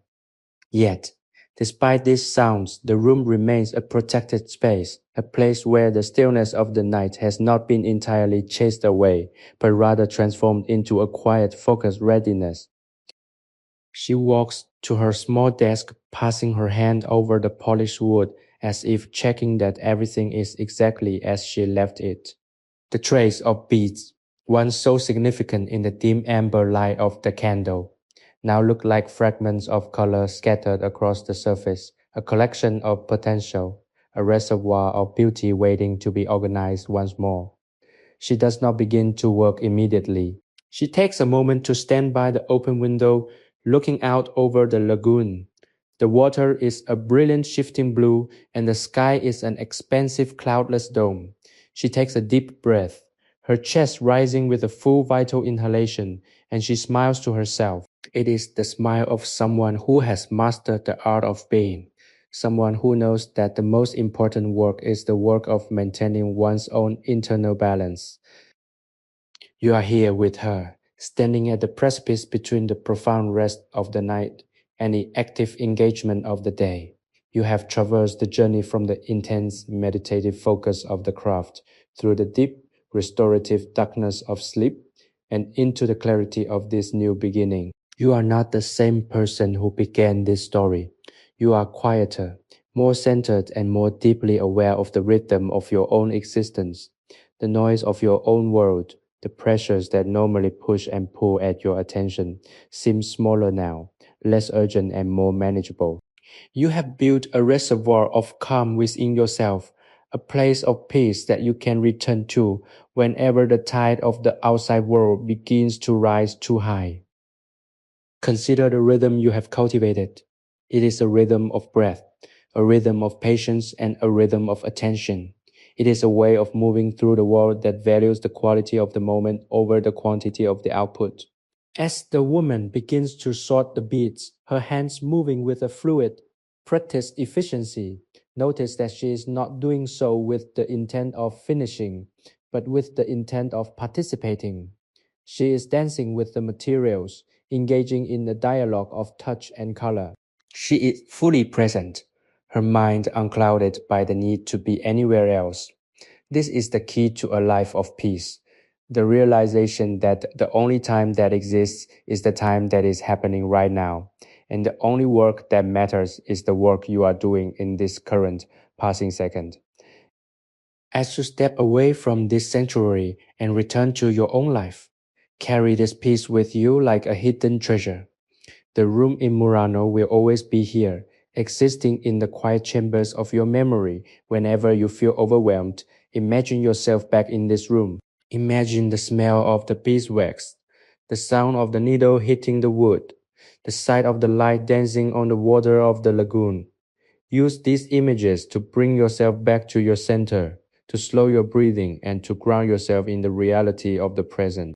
You are the architect of your own sanctuary, and you have the power to create peace in even the most chaotic of times. As the woman turns back to her beads and the day officially begins, you too are ready to step forward, carrying the silence with you, fully awake, fully present, and fully at peace. The morning light on the island of Murano has reached a state of perfect clarity, casting long, sharp shadows across the flagstone floor of the workshop. The woman moves with a renewed sense of purpose, yet it is a purpose devoid of tension. She has begun to clear the desk of the finished strands from the previous night, winding them carefully onto wooden spools that have been worn smooth by years of constant handling. The sound is delicate, a soft dry friction of thread against wood, and it echoes the persistent gentle rhythm that has defined this entire experience. You are watching her not as a spectator but as someone who has become an integral part of this quiet ritual. You understand now that the work is not a means to an end, but the end itself. The beadwork is a prayer, a meditation in glass and light, and she is its silent, dedicated practitioner. She pauses to look at the patterns she has created. The strands are a symphony of color, deep midnight blues, shimmering translucent whites, and the occasional striking contrast of silver and gold. Each one tells a story of the light she has captured, the patience she has exercised, and the stillness she has cultivated. She touches the surface of the glass with her fingertips, feeling the slight variations in texture, the tiny imperfections that mark them as handcrafted, as human-made. In a world that is beginning to industrialize, where machines are slowly finding their way into the production of beauty, she represents the step. You feel a sense of pride in her, a quiet acknowledgement of the value of her labor, which is not merely an act of commerce but an act of preservation. You are encouraged to reflect on your own work. It may not involve glass beads or linen thread, but it involves the same fundamental elements: your attention, your patience, and your presence. What are the projects in your life that demand your full quiet focus? What are the tasks that, when performed with intention, allow you to find a state of flow and inner harmony? As you observe the woman, see if you can translate the piece of her workshop into the work of your own life. Can you find a way to make your own tasks, whether they are professional, domestic, or creative, into a form of meditation? When you approach your daily life with the same reverence she shows her beads, you begin to transform the nature of your experience. You are no longer merely doing, you are being. The island is now fully awake outside the sounds of the gondoliers calling to one another. The splashing of oars and the distant melodic ringing of church bells create a rich tapestry of life. But here the boundary remains secure.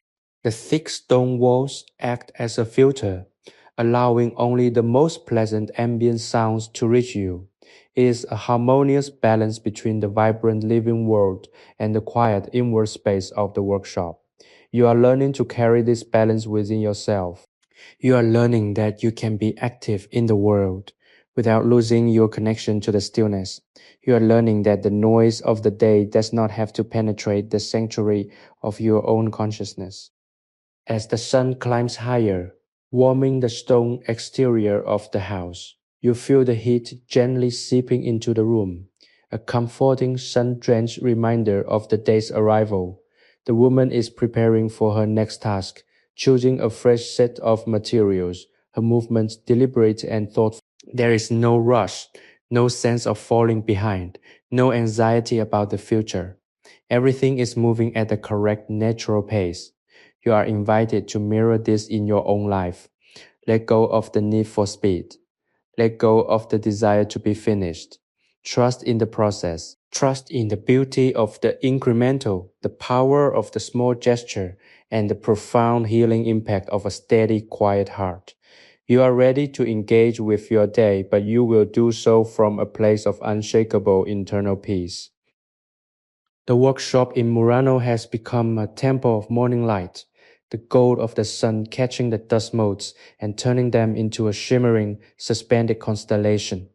The woman is seated once more, her posture perfectly aligned, a study in focused serenity. She is beginning a new design, a more complex arrangement of beats that requires her full concentration. Her movements are almost imperceptible. A series of micro adjustments, the slight tilt of her head, the careful rotation of the needle, the soft pull of the thread. It is a mesmerizing process to witness a dance of precision that feels entirely separate from the frantic, hurried pace of the world outside. She is an island of stillness in a sea of motion, and you are standing with her, grounded in that same quiet, steady center. You have learned that the key to this state is not the absence of work, but the presence of consciousness within that work. Every time she selects a bead, she does so with full intention. Every time she secures a knot, she does so with complete presence. There is no moment where her mind wanders to the future or lingers in the past. She is entirely anchored in the now. This is a profound shift from the way we typically live, which is often a mental projection into what we need to do next or what we should have done differently. By watching her, you are retraining your own brain to appreciate the richness of the present moment. You are seeing that the most mundane task can be transformed into a spiritual practice if it is infused with enough attention. The outside world, with its demands and its noise, is beginning to fade even further. The sounds of the canal, the splashing of water, the occasional voices are no longer interruptions, but rather a rhythmic background, ambient sound that only serves to underscore the peace of this inner sanctuary. You can feel the coolness of the morning air on your skin, a refreshing contrast to the warmth of the sun that is now flooding the room. You are comfortable, you are secure, and you are at peace. Your heart rate has settled into a slow, rhythmic pulse that mirrors the steady, deliberate motion of the woman's hands. There is no conflict here, no struggle, and no desire for anything other than what is currently taking place. Consider the beads themselves. They are pieces of earth, sand, and minerals transformed by fire and human labor into things of beauty. They represent the potential for transformation that exists in all things. Just as the glassmaker took the raw, molten, chaotic material of the furnace and shaped it into these perfect, colorful spheres, you too have the capacity to take the raw materials of your own life, your daily experiences, your challenges, your interactions, and shape them into something beautiful and meaningful. This is your work. It is the work of refinement, of intentional living, and of conscious creation. You are the artisan of your own existence, and your life is the masterpiece you are creating, one moment at a time. As the morning progresses, allow yourself to drift deeper into this understanding. The world of 1510 is a distant memory, a historical backdrop that has served to highlight the universality of your own human experience. The peace you have found here is not bound to a specific place or time. It is a quality of the mind that you can access at any moment. Whenever you need to return to this sanctuary, simply close your eyes, take a deep, slow breath, and imagine the quiet room in Murano. Recall the feeling of the sunlight on the stones, the scent of the sea, and the rhythmic, steady click of the beads. You are the creator of your own peace, and it is always available to you, waiting in the stillness of your own heart, ready to hold you whenever you need to be still, to breathe, and to simply be. The sun has risen to its zenith, casting a bright, warm glow that fills every corner of the workshop with a crisp, clear illumination. The woman has reached a rhythm of profound, unbroken flow. Her hands move with an almost mechanical precision that is softened by the human grace of her posture. Each bead she picks up now an array of vibrant earthen tones, warm ochres, deep terracottas, and mossy greens, is handled with a reverence that borders on the sacred. She is no longer just working. She is composing a visual melody. You, the observer, have settled into a state of total observation, where your own breath has become a silent partner to her work. The air is still, save for the occasional distant hum of the island, which feels less like an intrusion and more like a gentle rhythmic reminder of the world's enduring presence. In this sanctuary of focus, the concept of time has completely dissolved. You are no longer measuring the minutes or the hours. You are measuring the length of the thread, the clarity of the sunlight, and the steady, pulse-like consistency of the beads sliding against one another. It is a liberating experience, this total detachment from the clock. We are so often defined by our deadlines, our schedules, and our perceived urgency that to exist for a while in a space where none of those things matter is a form of healing. The woman in 1510 has no knowledge of your world, but she shares with you the universal human need for order, for beauty, and for a quiet, reliable rhythm in the face of an unpredictable existence. Observe the way she pauses to adjust the tension on her thread. It is a subtle movement, a gentle tugging that requires a delicate balance of strength and sensitivity. If she pulls too hard, the thread will snap. If she leaves it too loose, the design will collapse. This, too, is a metaphor for the way we must manage our own internal states. We must balance our engagement with the world, the tension of our responsibilities with the need for an internal flexible peace. If we become too rigid, we break. If we become too loose, we lose our way. The mastery of the craft, like the mastery of life, is found in the ability to maintain the perfect tension, keeping our work taut and our spirits soft. The room itself seems to be breathing with you. The wooden surfaces have absorbed the warmth of the sun and are radiating a faint, pleasant scent of old timber and dried sap. The coolness of the stone floor remains beneath this warmth, a constant grounding reminder of the earth's stability. You are suspended between the warmth above and the coolness below, perfectly balanced, perfectly comfortable. The silence is no longer an empty void. It is a full textured space that feels like a soft velvet weight upon your shoulders. It is a weight that doesn't drag you down, but rather holds you in place, preventing the restlessness of the mind from taking flight. As you linger in this meridian of the day, feel the gratitude that arises naturally from this state of presence. Gratitude for the quiet, for the light, for the simple tactile reality of existence. You are a conscious being in a beautiful, complex world. And for this brief, stolen moment, you are choosing to appreciate the gift of being. The woman's work continues, a steady, rhythmic continuation that you can rely on to keep you anchored. There is no need to worry about what happens when the sunlight fades or when the thread runs out. The next moment will bring its own work and you will be ready for it, just as you are ready for this one. For now, there is only the bead, the needle, and the breath, a perfect, self-contained universe of calm. The afternoon light begins to lengthen, casting long, elegant shadows that stretch across the workshop floor like fingers reaching out to touch the past. The woman has not flagged in her focus. If anything, her rhythm has deepened, becoming an almost meditative trance. The beads she now selects are of a different hue, deep oceanic teals and rich seafoam greens, as if the island's location in the Venetian lagoon has seeped into her creative subconscious. Each movement is a quiet affirmation of her presence in this space.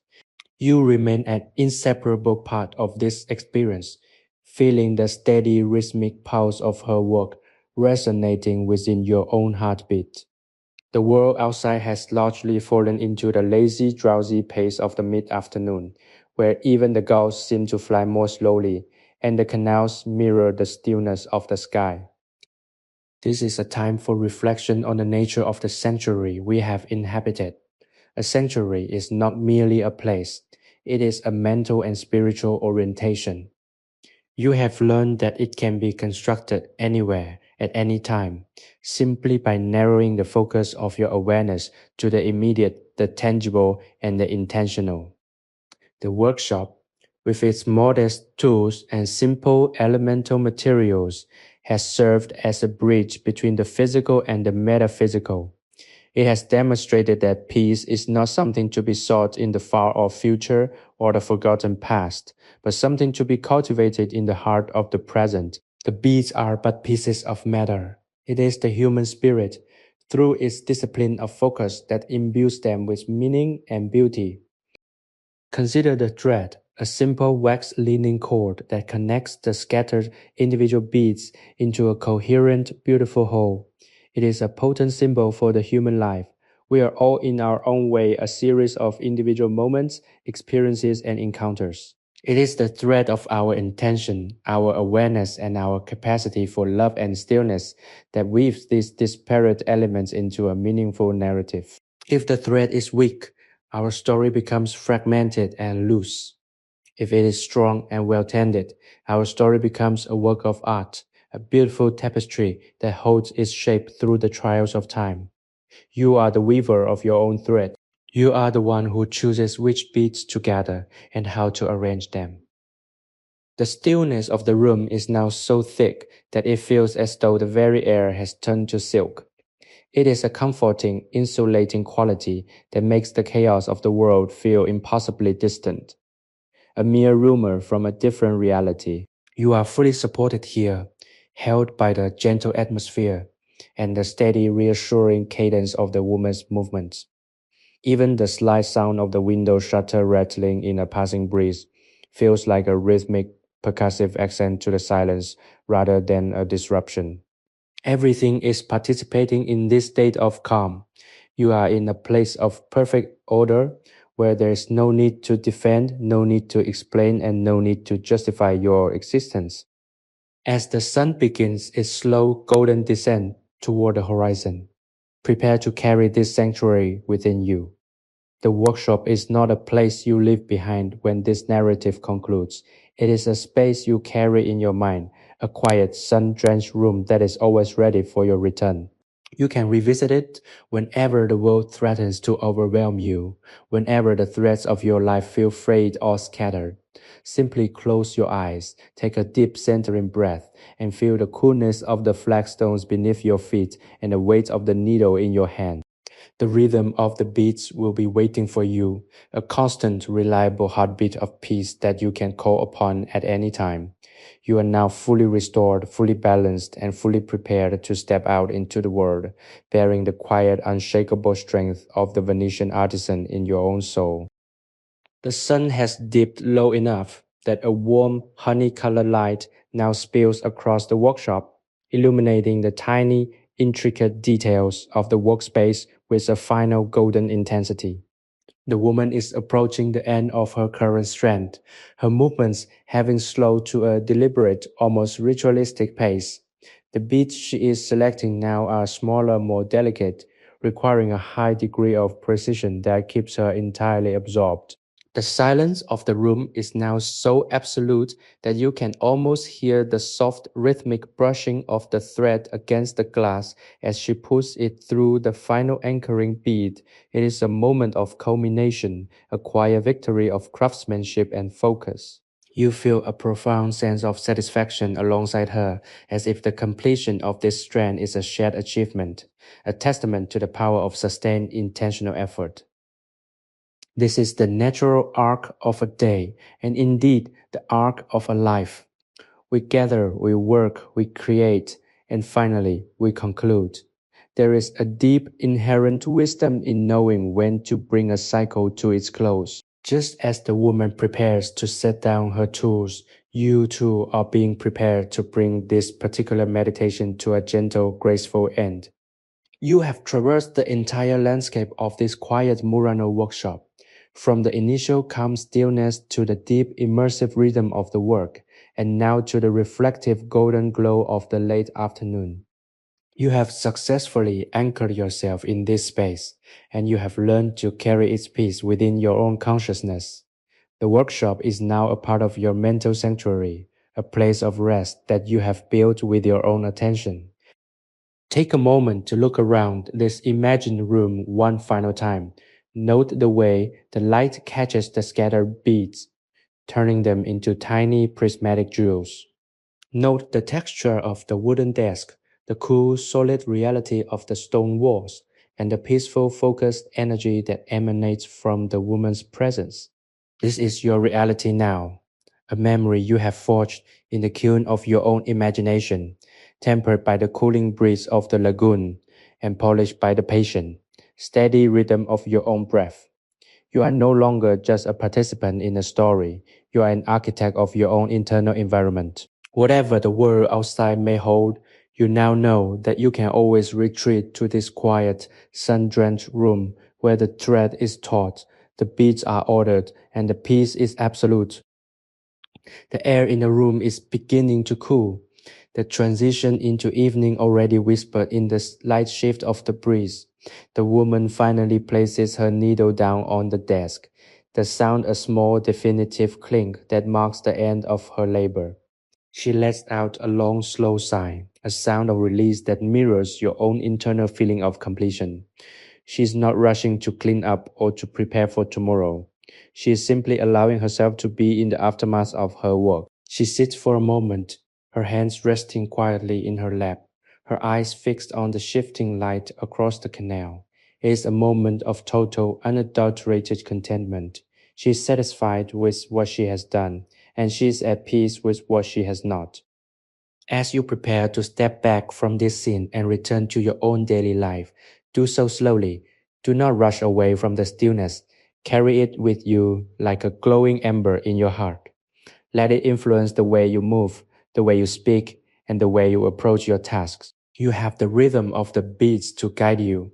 Whenever you feel the urge to speed up or to react with anxiety, simply recall the steady, deliberate motion of her hands. Let that memory act as a brake, slowing your pulse and calming your mind. You are the master of your own peace, the keeper of your own sanctuary. The story of the bead threader in 1510 has ended, but the peace you found within it is only just beginning to manifest in your own life. May you carry this quiet strength with you always, a gentle and enduring reminder that in the midst of a complex and demanding world, you have the power to create, to sustain, and to inhabit your own perfect, unshakable peace. The transition into the evening is marked by a subtle shift in the light, the golden warmth of the late afternoon melting into the soft violet hues of the twilight. The workshop in Murano, once a bright theater of focused activity, is now transitioning into a space of hushed, cool reflection. The woman has not yet moved from her seat, though the work is done. She sits perfectly still, a shadow cast against the darkening stone wall, her silhouette a testament to the endurance of quietude. You are still resting within this atmosphere, the feeling of the day's work acting as a sturdy foundation beneath you. It is a moment of pure suspended transition where the world of light and the world of shadow meet, and in that convergence there is a profound sense of harmony. The stillness is now so deep that it seems to have a weight of its own, a protective velvet presence that shields you from the clamor of any external reality. You can feel the coolness of the evening air as it begins to circulate through the room, a gentle, refreshing breeze that carries the scent of the cooling lagoon. It is an honest earthy scent, salt, red stone, and the faintest hint of distant pine that serves to anchor you in the physical world, while your mind continues to drift in the quiet, expansive space you have created. There is no need for words, no need for complex thought, no need for anything other than the rhythmic, slow rise and fall of your own chest, which remains perfectly aligned with the silence of the room. Consider the beauty of this closure. We live in a world that is obsessed with beginnings, with launches, with starts, with the excitement of the new, but we often overlook the sacredness of the ending, the completion of a task, the closing of a day, the gentle folding of a needle into its case. These are the moments where we truly integrate our experiences. By witnessing this ending, you are learning to value the entirety of the cycle.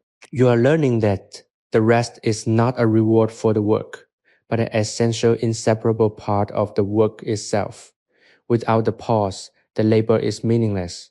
Without the closing, the story remains incomplete. You are honoring this, and in doing so, you are honoring the rhythm of your own life. The shadows are growing longer, creeping across the floor like quiet dark ink. The workshop is losing its familiar outlines, the trace of beads becoming mere silhouettes against the wooden desk. Yet, you don't need to see them clearly to know they are there. They are part of the landscape of your memory now, a collection of impressions that you can call upon whenever the world feels too cluttered or too loud. You have successfully mapped this sanctuary, and it is ready to serve as your refuge whenever the need arises.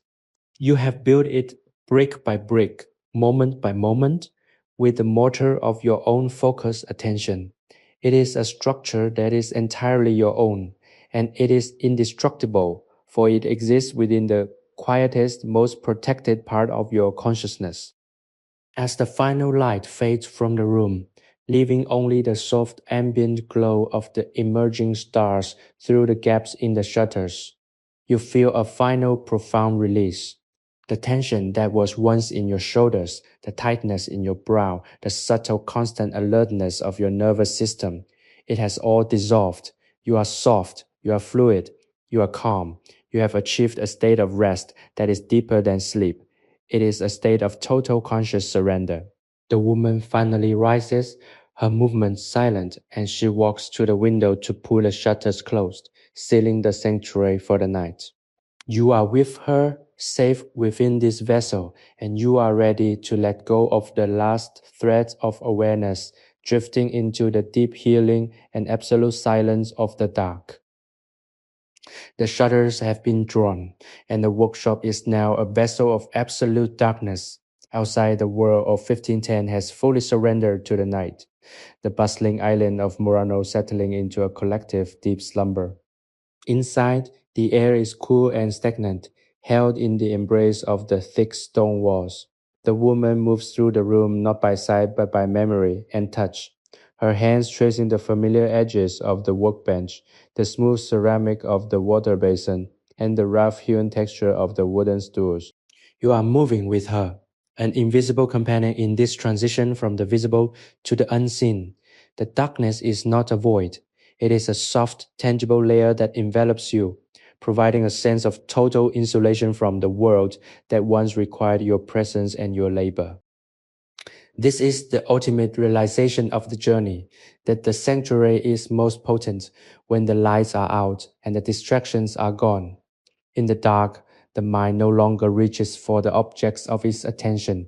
It turns inward, mapping the contours of its own existence. You feel your own breath as a soft, rhythmic tide, the only movement in an otherwise perfectly static environment.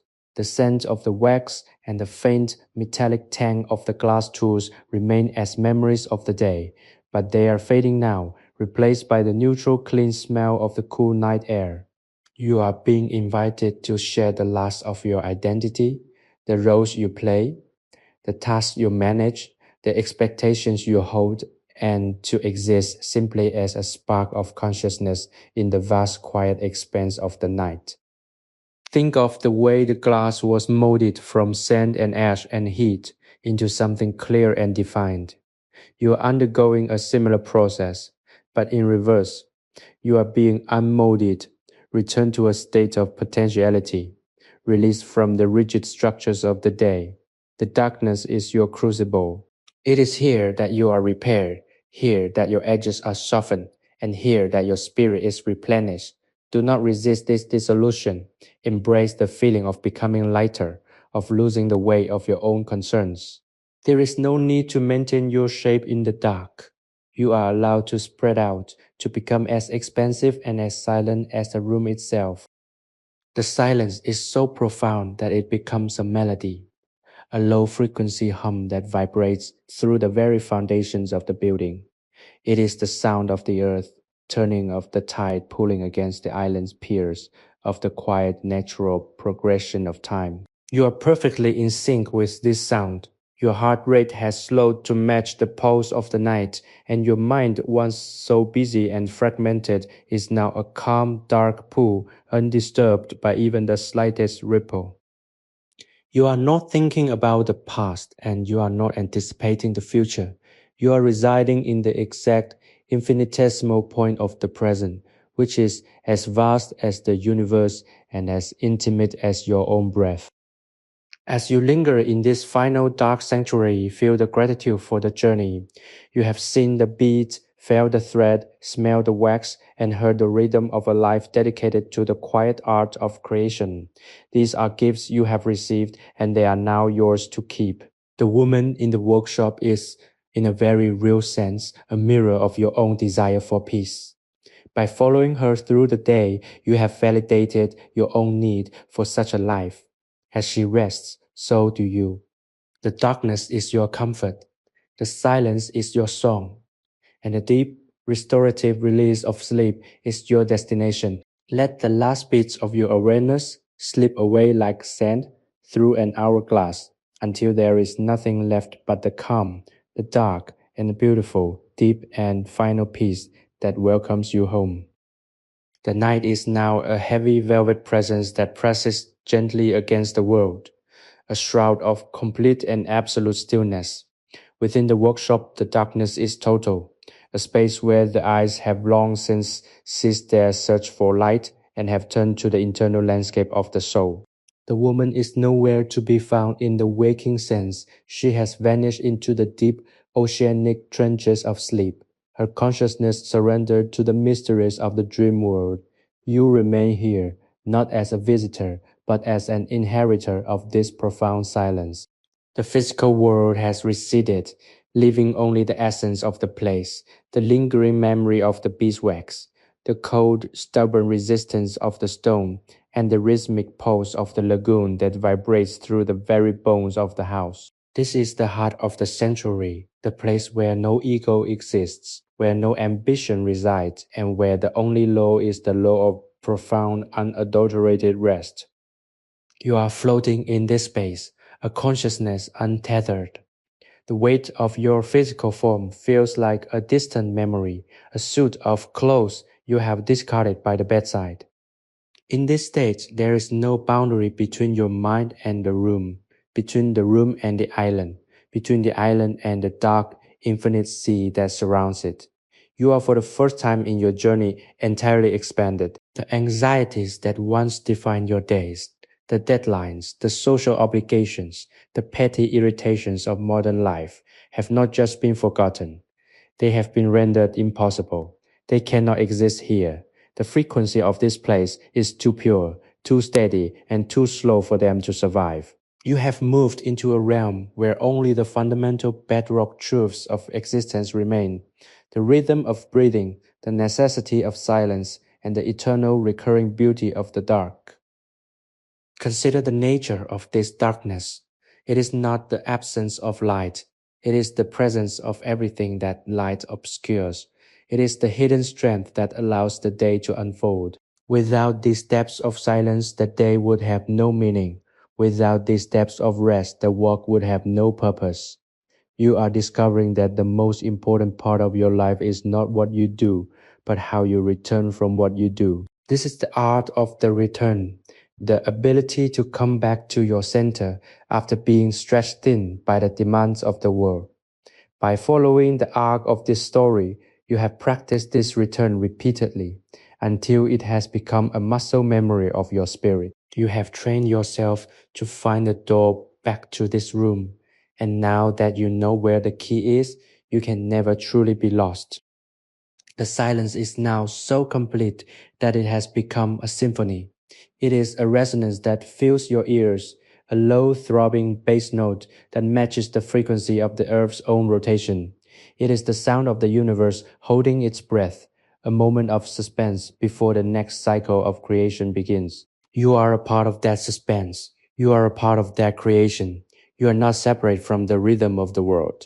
You are the rhythm itself, the woman, the beads, the linen thread, the Venetian lagoon. They were all just manifestations of this singular underlying flow. And now, as you dissolve further into the dark, you realize that you were never the observer of this story, but the creator of it. You wove the beads, you drew the thread, you pulled the shutters closed. As you drift toward the final threshold, let the last remaining structures of your mind fall away.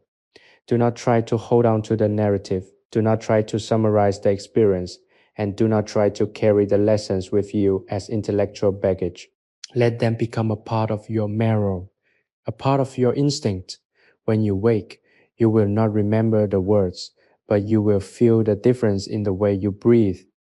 You will feel the difference in the way you see. You will possess a new capacity for stillness that will stay with you, a quiet, protective layer of peace that will wrap around you, no matter how chaotic the day becomes. The workshop is now closed, the light is extinguished, and the world is asleep.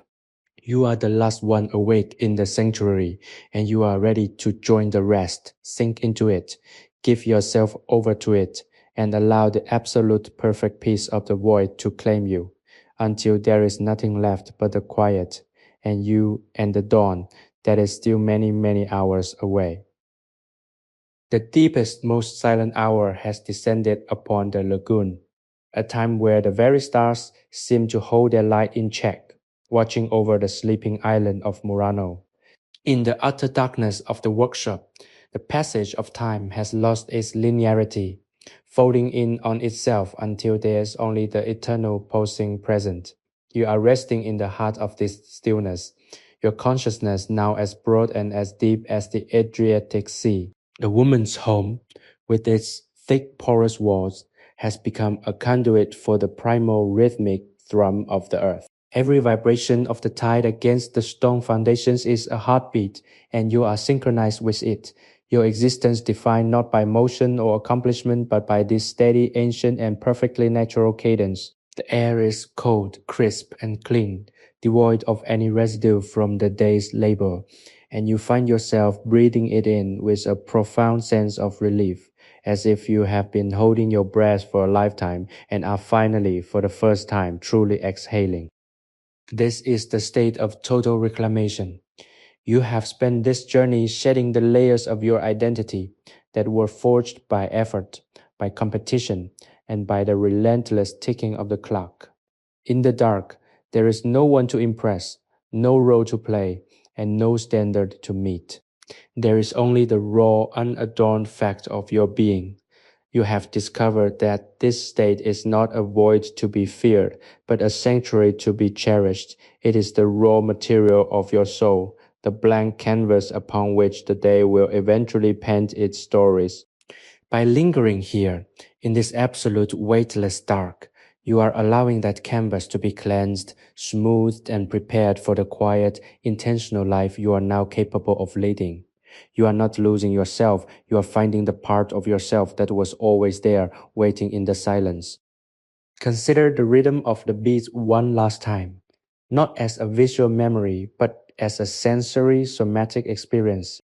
The feeling of the cool glass, the slight textured resistance of the thread, the precise mathematical click as they nestled into place.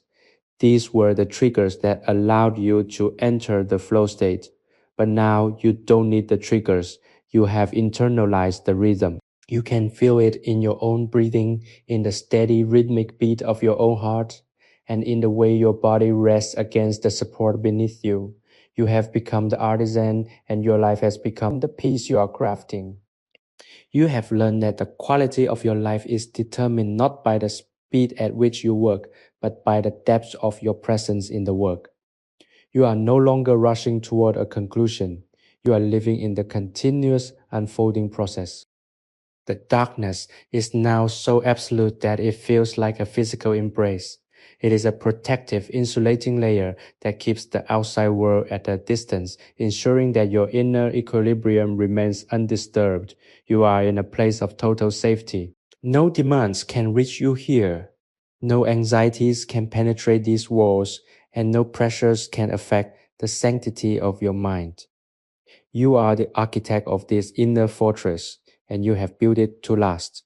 Whenever you need it, you can return to this darkness, even in the middle of a crowded street, a busy office, or a noisy home. You simply need to close your eyes, take that one deep, deliberate breath, and you are back here, in the cool stone wall workshop in 1510, where the stillness is absolute and your peace is guaranteed.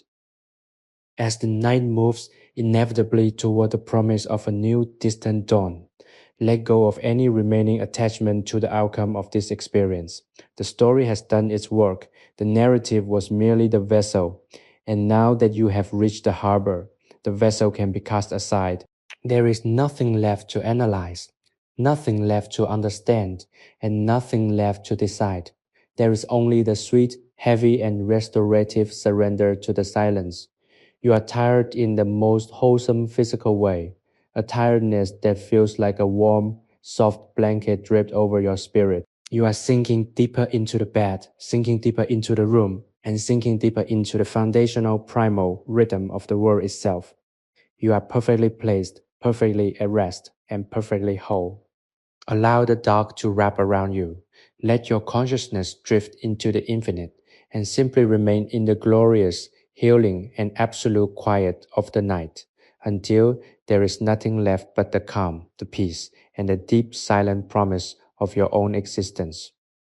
The horizon is beginning to surrender its heavy curtain of black, replaced by a deep, bruised purple that signals the very first movement of the world toward morning.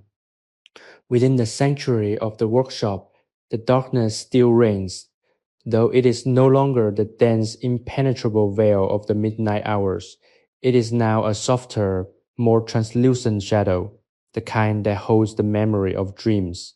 You have spent this long internal night drifting in the currents of stillness, and as the hour approaches for the world to begin its inevitable turn, you find that the quiet has become your natural language.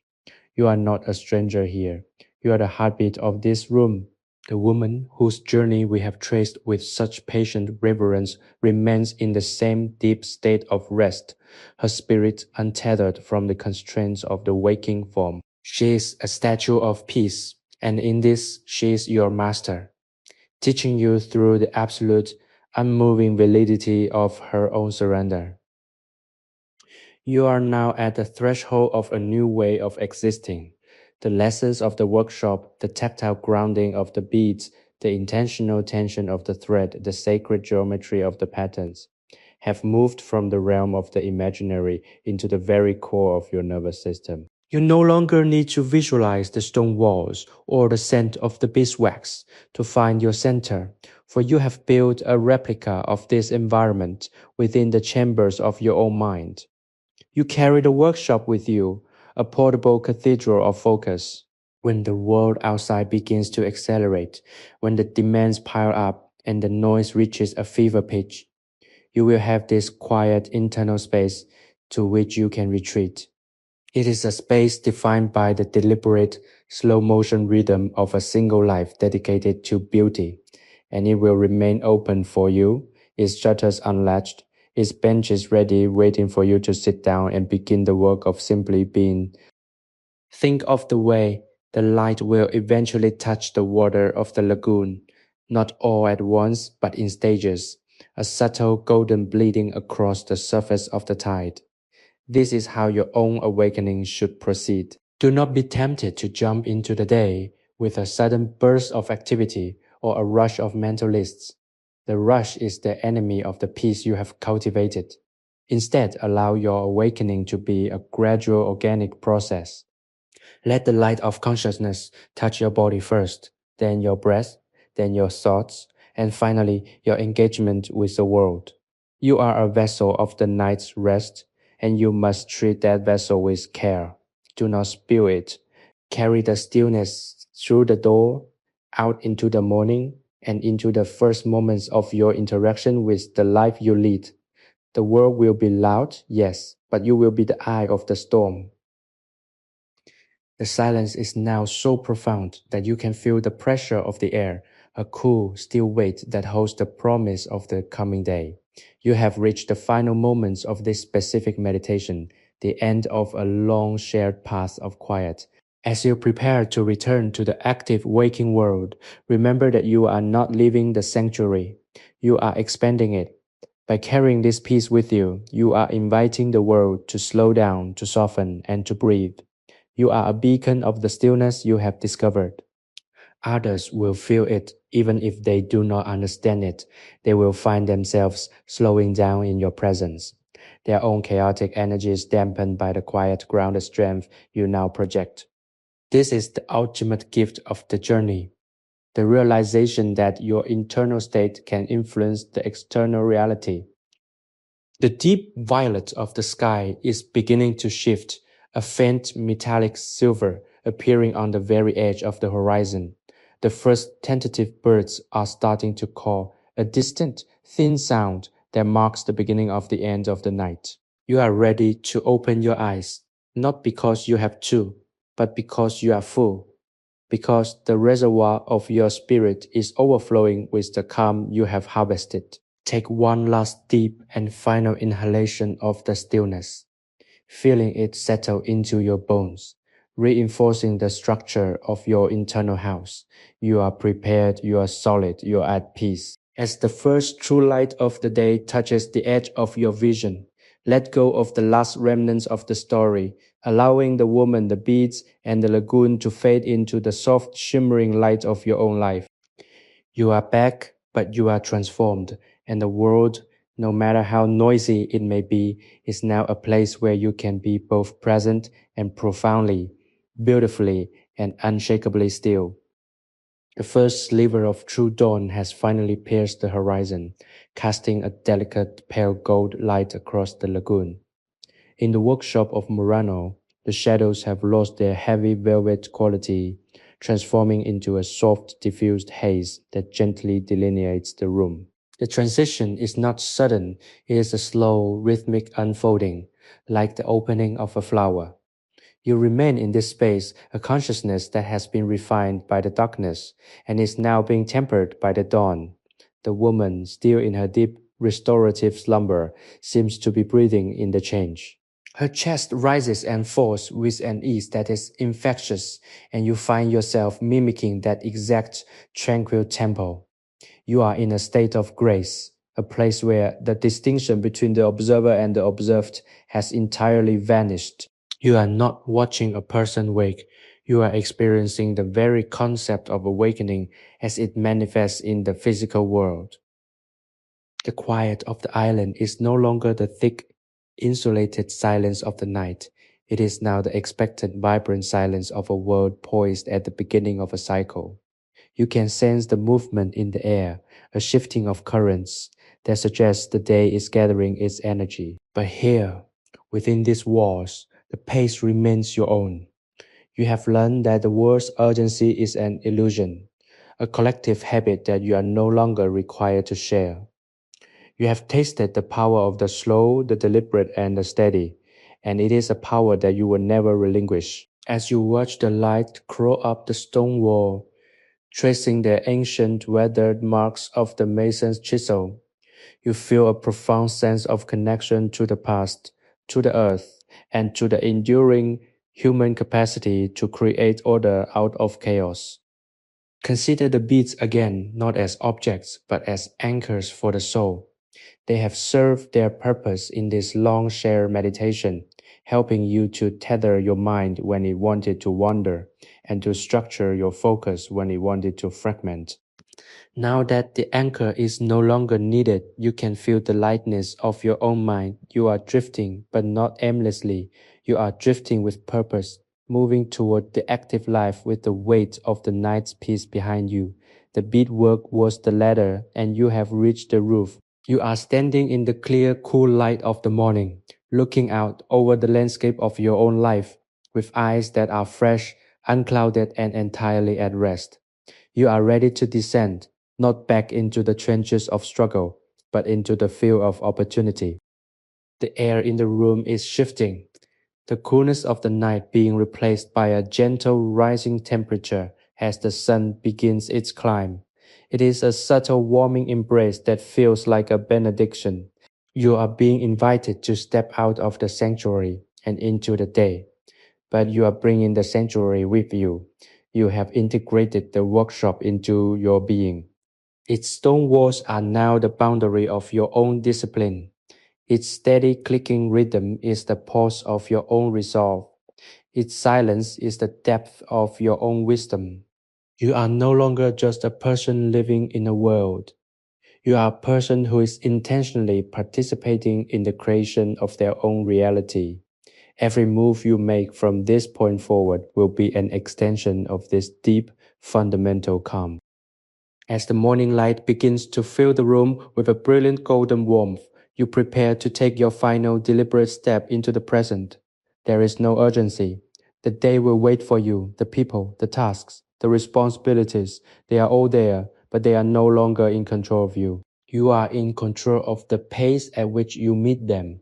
You will walk out of this room, but you will not leave the peace behind. You will carry it like a secret, a quiet flame that burns in the center of your chest, unaffected by the wind and the noise of the outside world. You are restored, you are renewed, and you are ready. The woman begins to stir, her eyelids fluttering as she prepares to return to the light. You too are waking up not just from sleep, but from the long, unintentional slumber of a life lived without this level of awareness. The world is calling, and you answer it, not with a shout, but with a deep, confident, and perfectly silent breath. The transition from the stillness of the deep night to the living, breathing reality of the morning has reached its final stage.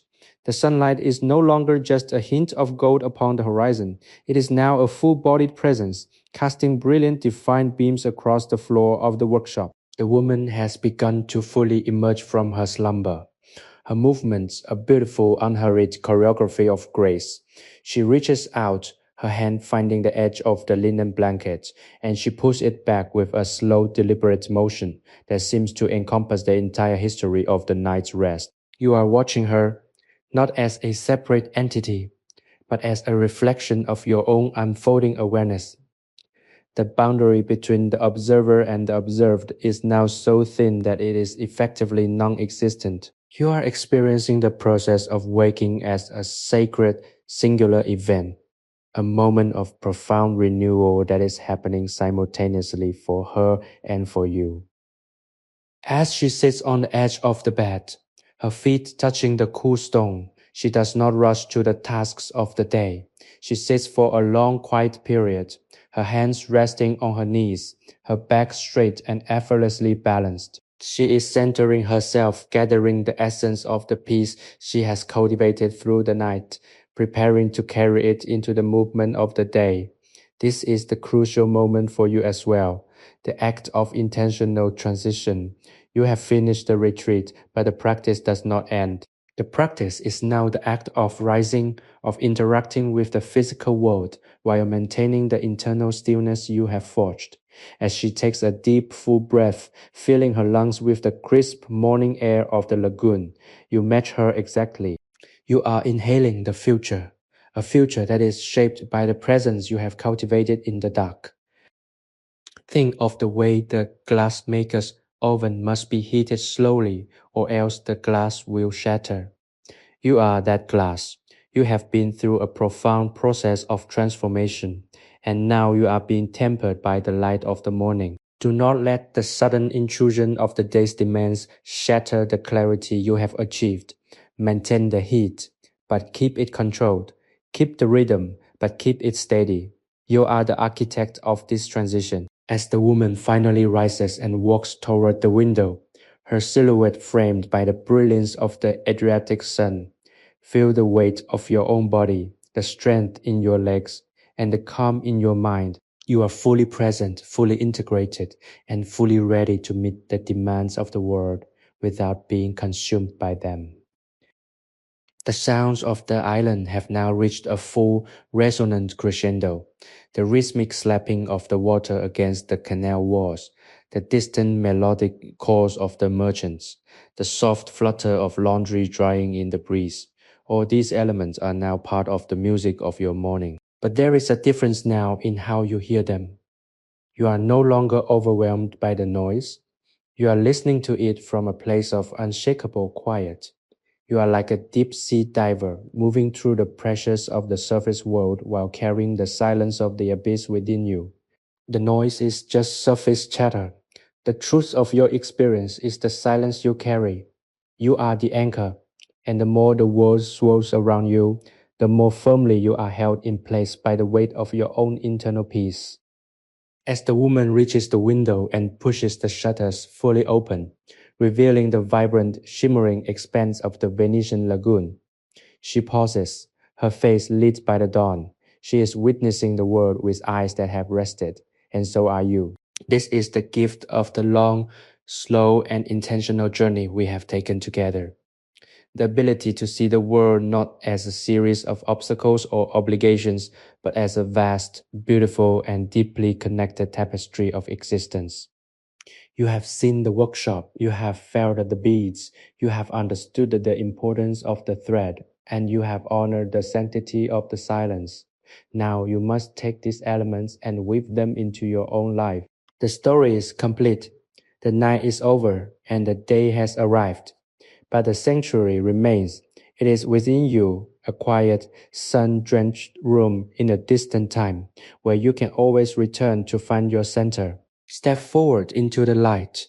Keep the rhythm of the breathing, and remember that no matter how far you go or how loud the world becomes, you are always and forever at home in the stillness of your own heart.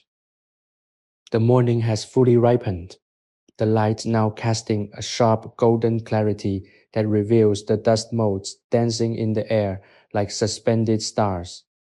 The woman has begun her day in earnest, but there is no frantic energy to her movement.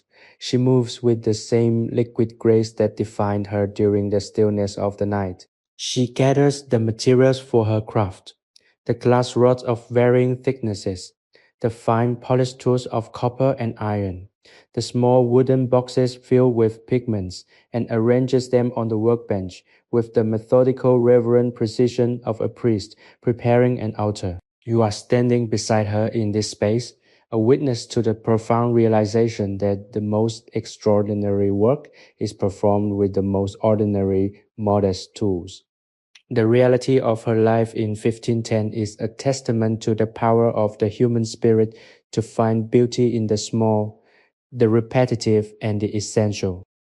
Observe the way she touches the workbench, a surface scarred by centuries of use, worn smooth by the friction of labor and the passage of time. There is a story in those marks, a narrative of effort and patience that links her to all those who came before her and all those who will follow. You are part of this lineage now, an observer who has been initiated into the rhythm of the work.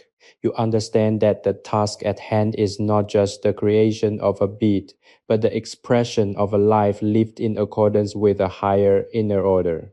When she picks up the glass rod and introduces it to the flame of her lamp, the orange glow that illuminates her face is the same fire that you have been tending within your own consciousness throughout our journey. Consider the heat of the flame, the way it softens the hard, unyielding glass and makes it malleable, a substance that can be transformed and shaped by the slightest pressure of her fingers. This is a metaphor for the way you must now approach your own life. You are the glass, and the heat of your experiences, your challenges, your interactions, your daily pressures is the fire that is meant to soften you, not to destroy you. If you meet the fire with resistance, you will remain hard, brittle, and prone to breaking. If you meet it with the fluidity and the presence you have cultivated in the workshop, you will be shaped into something more beautiful, more resilient, and more uniquely your own.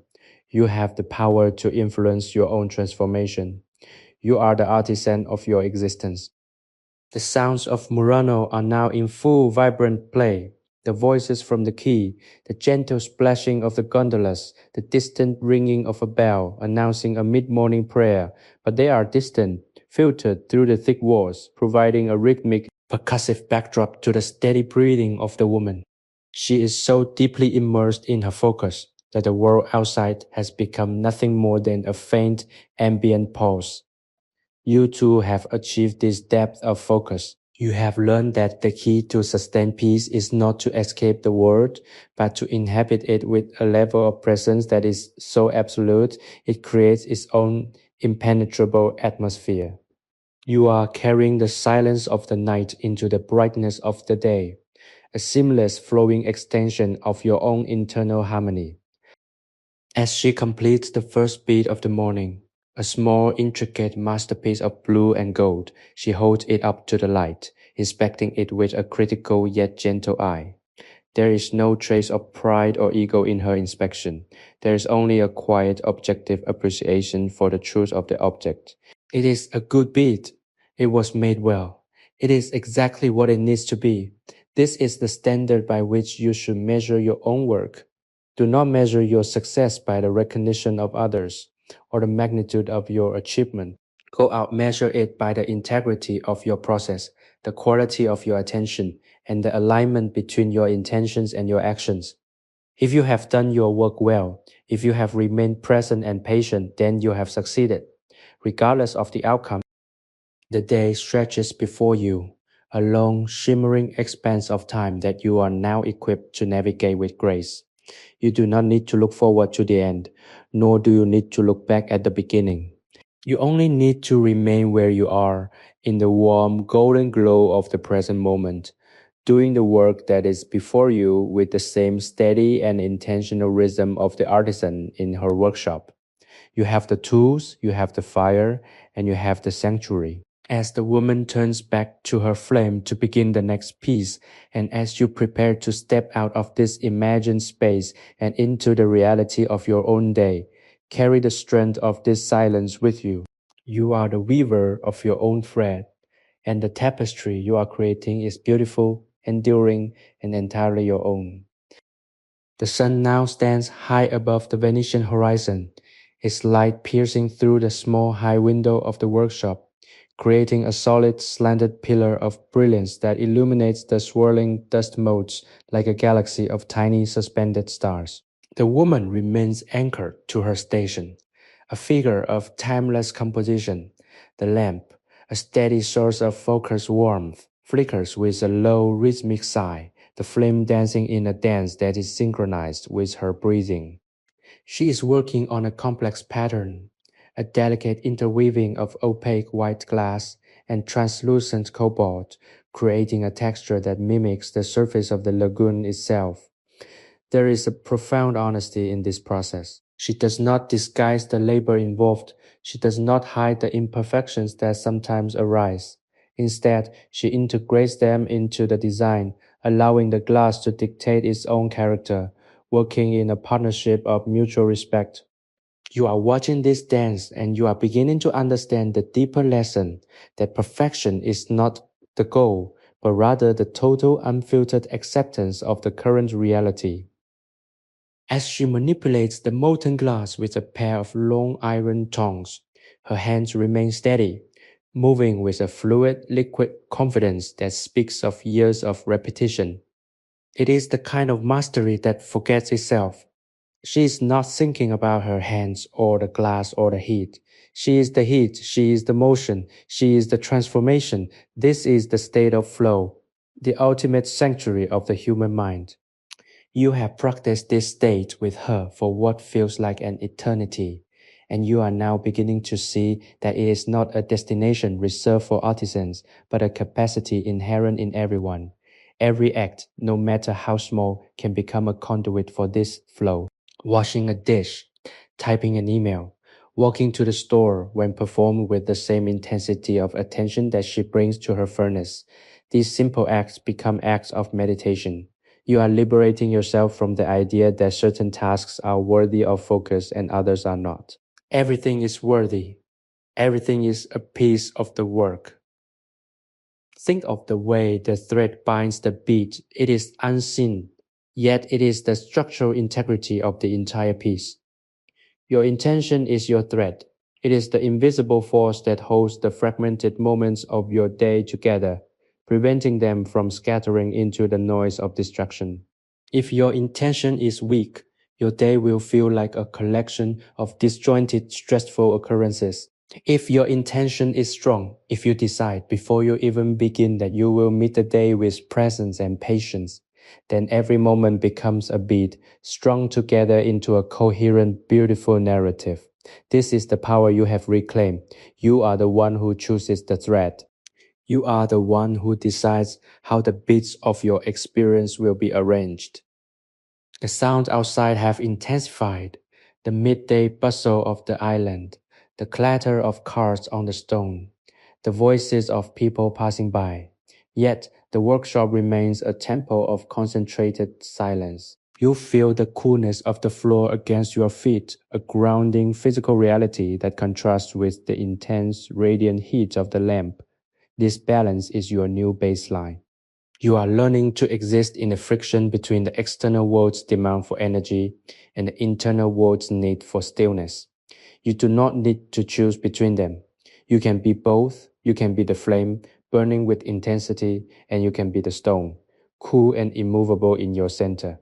This is the dual nature of a life lived with depth. It is not about retreating. It is about bringing the stillness into the fray. As the morning light begins to tilt toward the afternoon, casting even longer, more dramatic shadows across the workspace, the woman sets the latest strand aside to cool.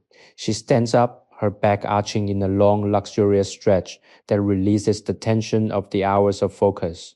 She looks out the window, not toward the lagoon, but toward the distant, hazy outline of the city of Venice across the water. There is a longing in her gaze, a recognition of the vastness of the world beyond her workshop. But it is not a longing of lack. It is a longing of connection. She knows she is part of that world, even as she remains here in her solitude. You too are connected. You are part of a vast unseen network of people who are all searching for this same balance, this same peace. By doing this work, by sitting in this silence, you are contributing to the collective calm. You are a beacon. You are a participant in the great unfolding mystery of being. And as you watch her stand there, quiet and strong, you realize that you are exactly where you need to be. The work is not over, but for this brief moment, you are allowed to simply exist, to let the silence wash over you, and to acknowledge the profound, quiet victory of another day lived with intention. The afternoon is now fully established. a golden heavy time, when the sun sits lower in the sky, stretching the shadows of the Murano chimneys across the rooftops. Inside the workshop, the air has shifted. It is no longer the crisp, sharp energy of the morning, but a thick, warm, and mellow stillness that invites a different kind of labor. The woman is working on the final segment of a grand commission, a necklace of profound complexity, featuring beads of gold-infused glass that catch the light and fracture it into a spectrum of soft autumnal colors.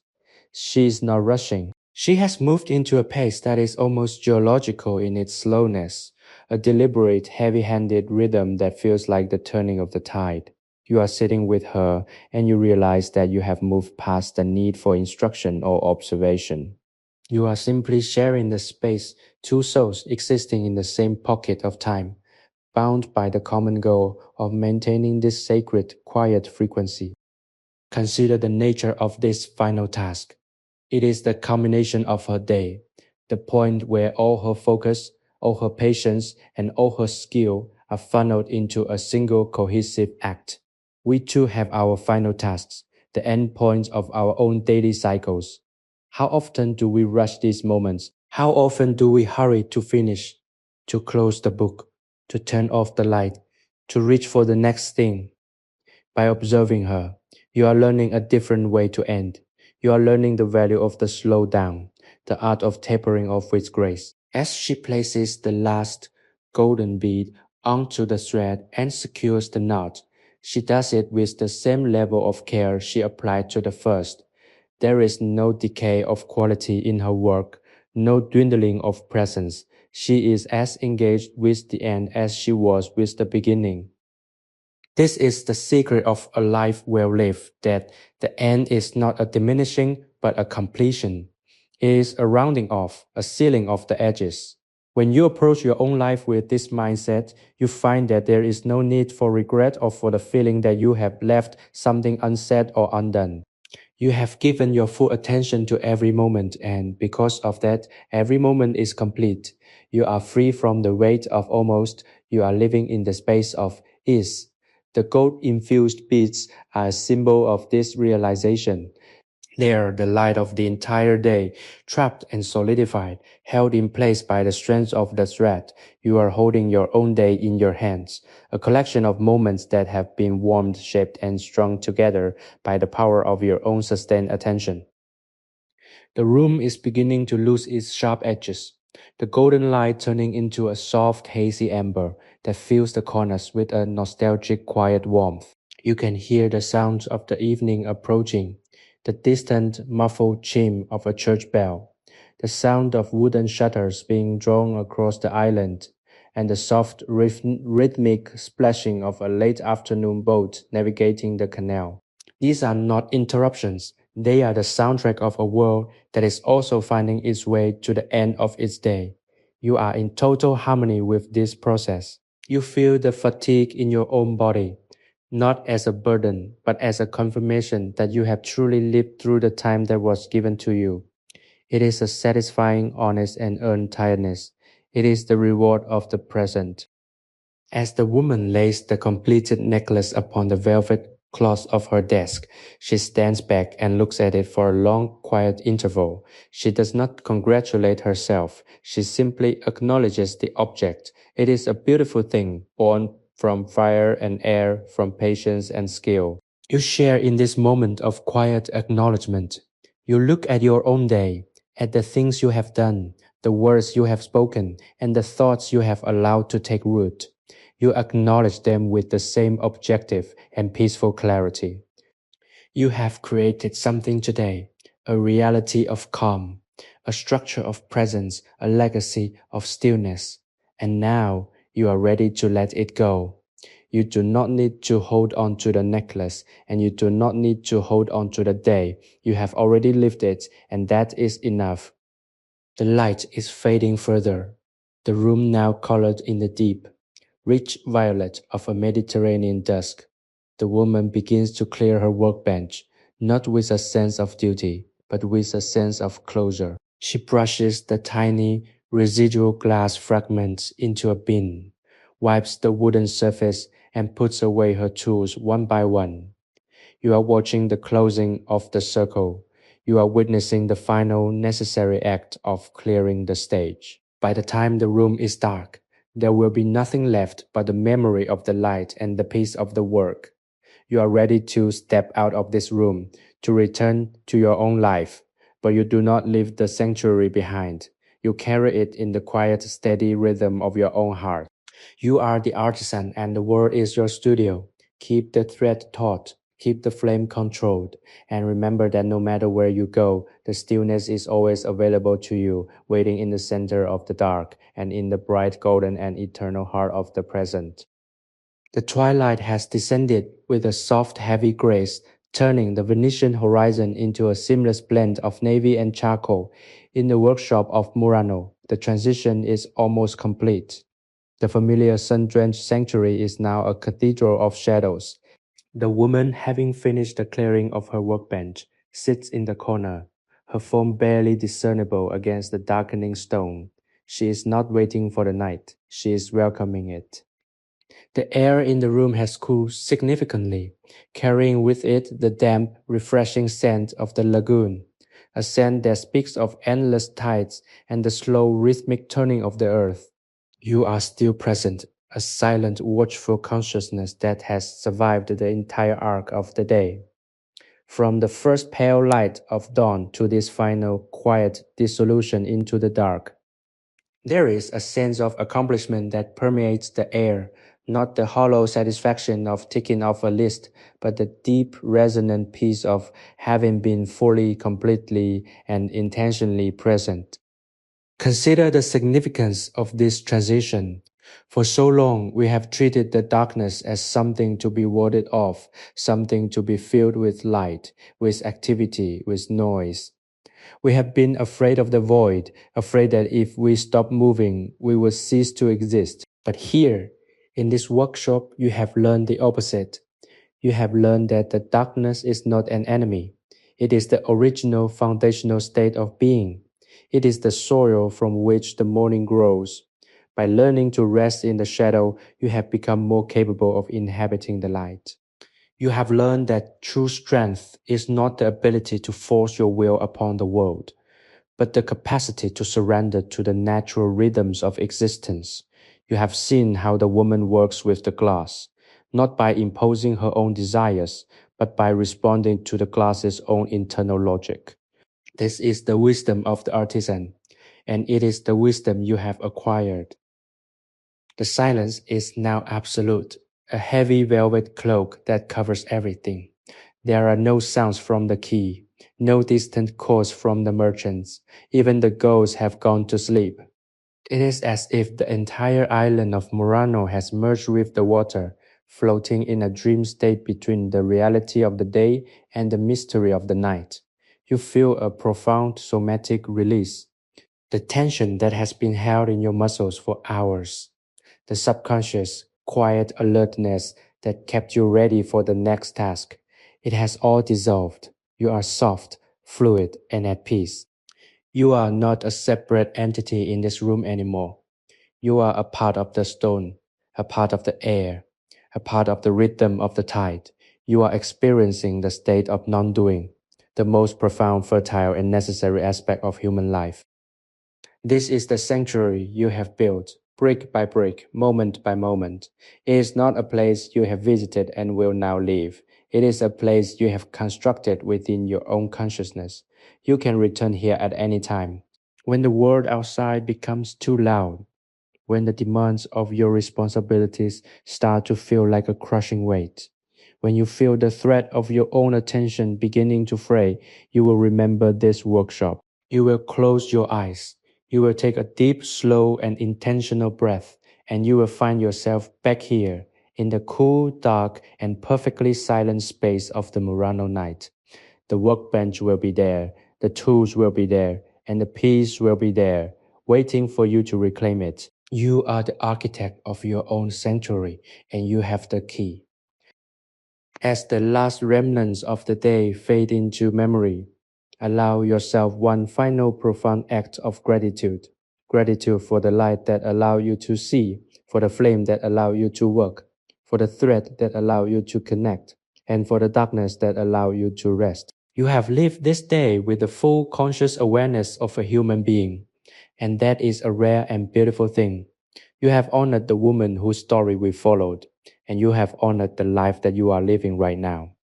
As you prepare to let go of the last threads of this meditation, do not rush. Take your time. Feel the stillness sinking into your very marrow, grounding you, centering you, and preparing you for whatever the next dawn may bring. The world is out there waiting, but it cannot touch you until you are ready. For now, there is only the darkness, the silence, and the quiet, steady, and infinite peace of your own, perfectly realized existence. You are complete, you are at rest, you are home. The night has fully claimed the island, and with it, the workshop has returned to its primordial state of stillness. The darkness here is not merely an absence of light, it is a profound active presence, a cool, expansive, and protective void. You are still here, resting in the quiet heart of this sanctuary, having traversed the entire arc of the day. The woman has long since succumbed to sleep, her breathing a soft rhythmic tide that mimics the slow, deliberate pulse of the lagoon. There is a deep structural wisdom in this cycle, and as you inhabit the silence of this final hour, you feel the weight of that wisdom settling into your own bones. You are no longer observing from the outside, you are embedded within the very fabric of the story. You have felt the heat of the lamp, the tension of the thread, the cool resistance of the stone, and the gentle release of the day's end. These are no longer just sensations, they are the fundamental building blocks of a new, more intentional way of existing. Consider the journey we have undertaken together. We began with the initial quiet stillness of a room waiting to be occupied, and we progressed through the labor of the day, the mastery of the craft, and the ultimate necessary return to the rest of the night. This is not just the story of a Venetian beadmaker, it is a map of the human experience. We are all artisan creators, weaving our lives out of the raw, unpredictable materials of our days. Sometimes we choose the wrong colors, sometimes our threads snap, sometimes the flame is too hot or the glass is too brittle. But the lesson of this workshop is that the work itself is the salvation. By focusing entirely on the process, by giving your whole attention to the bead in your hand and the thread in your needle, you transcend the difficulties. You become a participant in the order of the universe, and in that participation, you find the only true peace that exists. You are now at the threshold of the deep, dreamless void. This is the place where all identities dissolve. Even the woman, even the workshop, even the memory of the light, they are all starting to recede, becoming smaller and more distant, like stars moving toward the horizon. This is not a loss, it is a reclamation. You are returning to the state of pure potentiality, the blank, silent, and fertile dark that exists before any story begins. Do not fear this disappearance. It is in this emptiness that you are truly restored. You have been full of thoughts, full of intentions, full of the noise of the world. And now you are being emptied so that you can be filled with something more fundamental, the simple absolute truth of your own being. The silence is now so profound that it has a sound, a high, resonant hum that vibrates through the very center of your consciousness. It is the sound of existence itself. It is the frequency of the earth's rotation, the gentle tug of the moon on the tide, the slow, inevitable movement of the stars across the velvet sky. You are perfectly in sync with this hum. There is no friction in your spirit, no resistance in your mind. You are drifting, weightless and free, held in the cradle of the night, the walls of the workshop, the island of Murano, the city of Venice, the Adriatic Sea. They are all part of this same vast and silent unity. And you are at the center of it, a conscious point of light in the infinite dark, witnessing the beauty of the quiet. As you linger in these final fading moments, you realize that the workshop was never a place to find, but a space to inhabit within yourself. The beads you strung were never for display. They were the markers of your own attention, the tally of your presence in a world that often demands you be anywhere but here. The thread you pulled was never for decoration. It was the tether that kept you grounded when the winds of life threatened to blow you off course. Now, the fire in the lamp has dimmed to a single glowing ember, and the tools are gathered in their resting place.